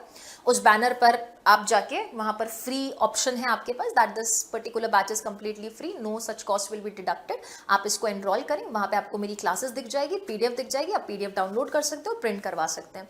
और उसके साथ ही एनी स्टूडेंट हु विश और who desire to connect with me for any of the further doubts और whatever we have started in this particular series, you can connect with me through Telegram पे message कर सकते हैं, आप group पर आ सकते हैं। साथ ही साथ मैं ये आपको जरूर बोलूंगी, पीडब्ल्यू का प्लीज, है ना, पीडब्ल्यू का जुडिशरी का जो टेलीग्राम चैनल है, पीडब्ल्यू जुडिशरी वाला करके टेलीग्राम चैनल है, आप उसको ज्वाइन करें ताकि क्लासेस का सारा नोटिफिकेशन मिले। ये वीडियोस जब भी आपको प्रीमियर हो गया, जब भी लाइव आपको दिखेगी, तो आप लाइव में ये क्लासेस अटेंड कर सके और ये मेक श्योर कर सके कि कंसिस्टेंटली आप जो है क्लासेस को सबको देख रहे हैं। देखो बहुत सारे ऐसे स्टूडेंट्स हैं जिन्होंने, अच्छा ये देखो यहाँ पे नोट्स भी मैंने शेयर किया हुआ है, एक बार गो थ्रू कर लेना। ये आईपीसी का नोट्स बना हुआ है तो एक बार देख जरूर लेना। आई थिंक हमने शेयर किया था ये वाला, ये देख लेना एक बार। वैसे मैंने वन शॉट्स में भी शेयर किया है कि किस तरीके से आप बना सकते हो। अब इसको 352 में आप सब्सटीट्यूट कर लेना, ठीक है। इस तरीके से वर्ड्स भी याद रह जाएंगे आपको। ये देखो ये एक्सेप्शन वाला पार्ट है कि एक्सेप्शन में आ जाएगा अगर वो ट्रू है, गुड फेथ है और वो इंटेंशन जो 1 2 3 में दे रखा है उस इंटेंशन के साथ नहीं किया हुआ है तो फिर वो पनिशेबल नहीं होने वाला है, ठीक है। चलिए जी, तो हम ये कह रहे थे कि नो डाउट आई कंप्लीटली, ठीक है। अच्छा ये एक जरूर ध्यान रखना, रिपील एंड सेविंग में एक और था, सबसेक्शन 3 में हमने क्या बोला था कि आपके आईपीसी में कोई भी पर्टिकुलर एक्ट डन किया या एक्शन लिया गया है तो ये माना जाएगा, it shall be deemed that the act is done और taken under the corresponding provisions of this Sanhita. तो माना जाएगा कि इस संहिता के करस्पॉन्डिंग सेक्शंस में वो चीज की गई है। And the mention of the particular matters under subsection 2, subsection 2 में जो भी मैटर्स मेंशन कर रखे थे shall not be held to prejudice, किसको इफेक्ट नहीं करेंगे, section 6 of general clauses act 1897 के सेक्शन नंबर 6 को जो है वो परेशान नहीं करेंगे, इफेक्ट नहीं करेंगे। ये एक ध्यान रखना, अच्छे से पढ़ लेना, वो थोड़ा स्किप हो गया हमसे, ठीक है। तो कोशिश करो बेटा रोज पढ़ते जाओ। अब मैं आपको हर क्लास में बोलती हूं, मैं फिर से एक निवेदन जरूर करूंगी कि कंसिस्टेंसी बनाए रखो। क्या करना है आपको, थोड़ा कंसिस्टेंसी बना के रखना है। ये जरूरी है। एक अच्छा सा रूटीन बनाओ अपना, एक अच्छा सा प्लानर बनाओ अपना, उसको एग्जीक्यूट करने का कोशिश करो, है ना। ऐसे नहीं कि हाँ ठीक है पढ़े जा रहे हैं एकदम हैपोजिटली मैनर में पढ़े जा रहे हो, कोई स्ट्रक्चर ही नहीं है पढ़ाई का। एक स्ट्रक्चर बनाओ, एनालिसिस करो कि कितना मेरा काम हो चुका है, कितना मेरा काम नहीं हुआ है, क्या क्या मुझे पढ़ना है, क्या क्या नहीं पढ़ना है, और एग्जीक्यूट करने की कोशिश करो उसको, है ना। मेक श्योर कि वो थोड़ा पॉसिबल लगे, अचीवेबल लगे आपका प्लानर। और मेहनत आपने ही करनी, ध्यान रखना थोड़ा त्याग और समर्पण की जरूरत पड़ेगी, है ना। बिना त्याग और समर्पण के बेटा थोड़ा मुश्किल हो जाता है, क्योंकि सारी चीजें एक साथ लेके आप नहीं चल सकते। सारी चीजें जो है मुश्किल है थोड़ा मिलना एक साथ, हर समय पर थोड़ी थोड़ी चीजें आपको मिलती रहेंगी। बस ये है कि आप ये मेक श्योर करो कि भाई आप पढ़ाई टाइम टू टाइम करते रहो। और प्लीज निवेदन है, अपने नोट्स टाइम पे बना लो। नोट्स अगर बने हुए होंगे तो रिविजन में कोई समस्या नहीं होने वाली है, लेकिन अगर नोट्स ही नहीं बने हुए हुए और वो भी अगर एग्जॉस्टिव नोट्स नहीं बने हुए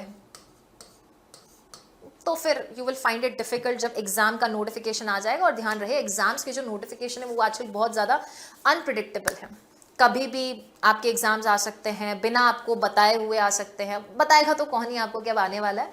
एंड ये प्रिडिक्शंस में मत रहो, स्पेक्यूलेशंस में मत रहो, प्रोक्रेस्टिनेट करना बंद करो कि उन्होंने बोल दिया तब आएंगे। सच बात ये किसी को कुछ नहीं पता है बेटा, किसी को कुछ नहीं पता है। सब अपने अपने हिसाब से थोड़ा थोड़ा इधर उधर से कुछ पता चल गया बोल देते हैं, नहीं आएगा तो फिर क्या कर लोगे आप उन टीचर्स का, क्या क्या कर लोगे।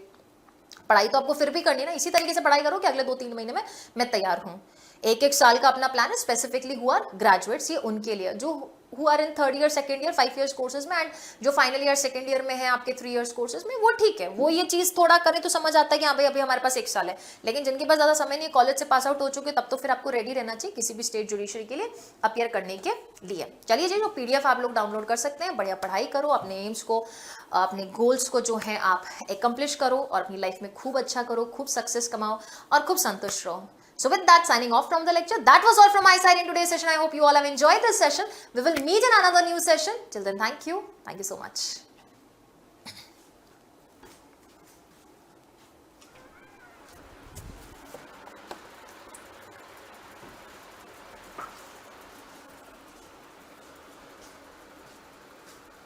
रिकॉर्डिंग है, बंद कर दो।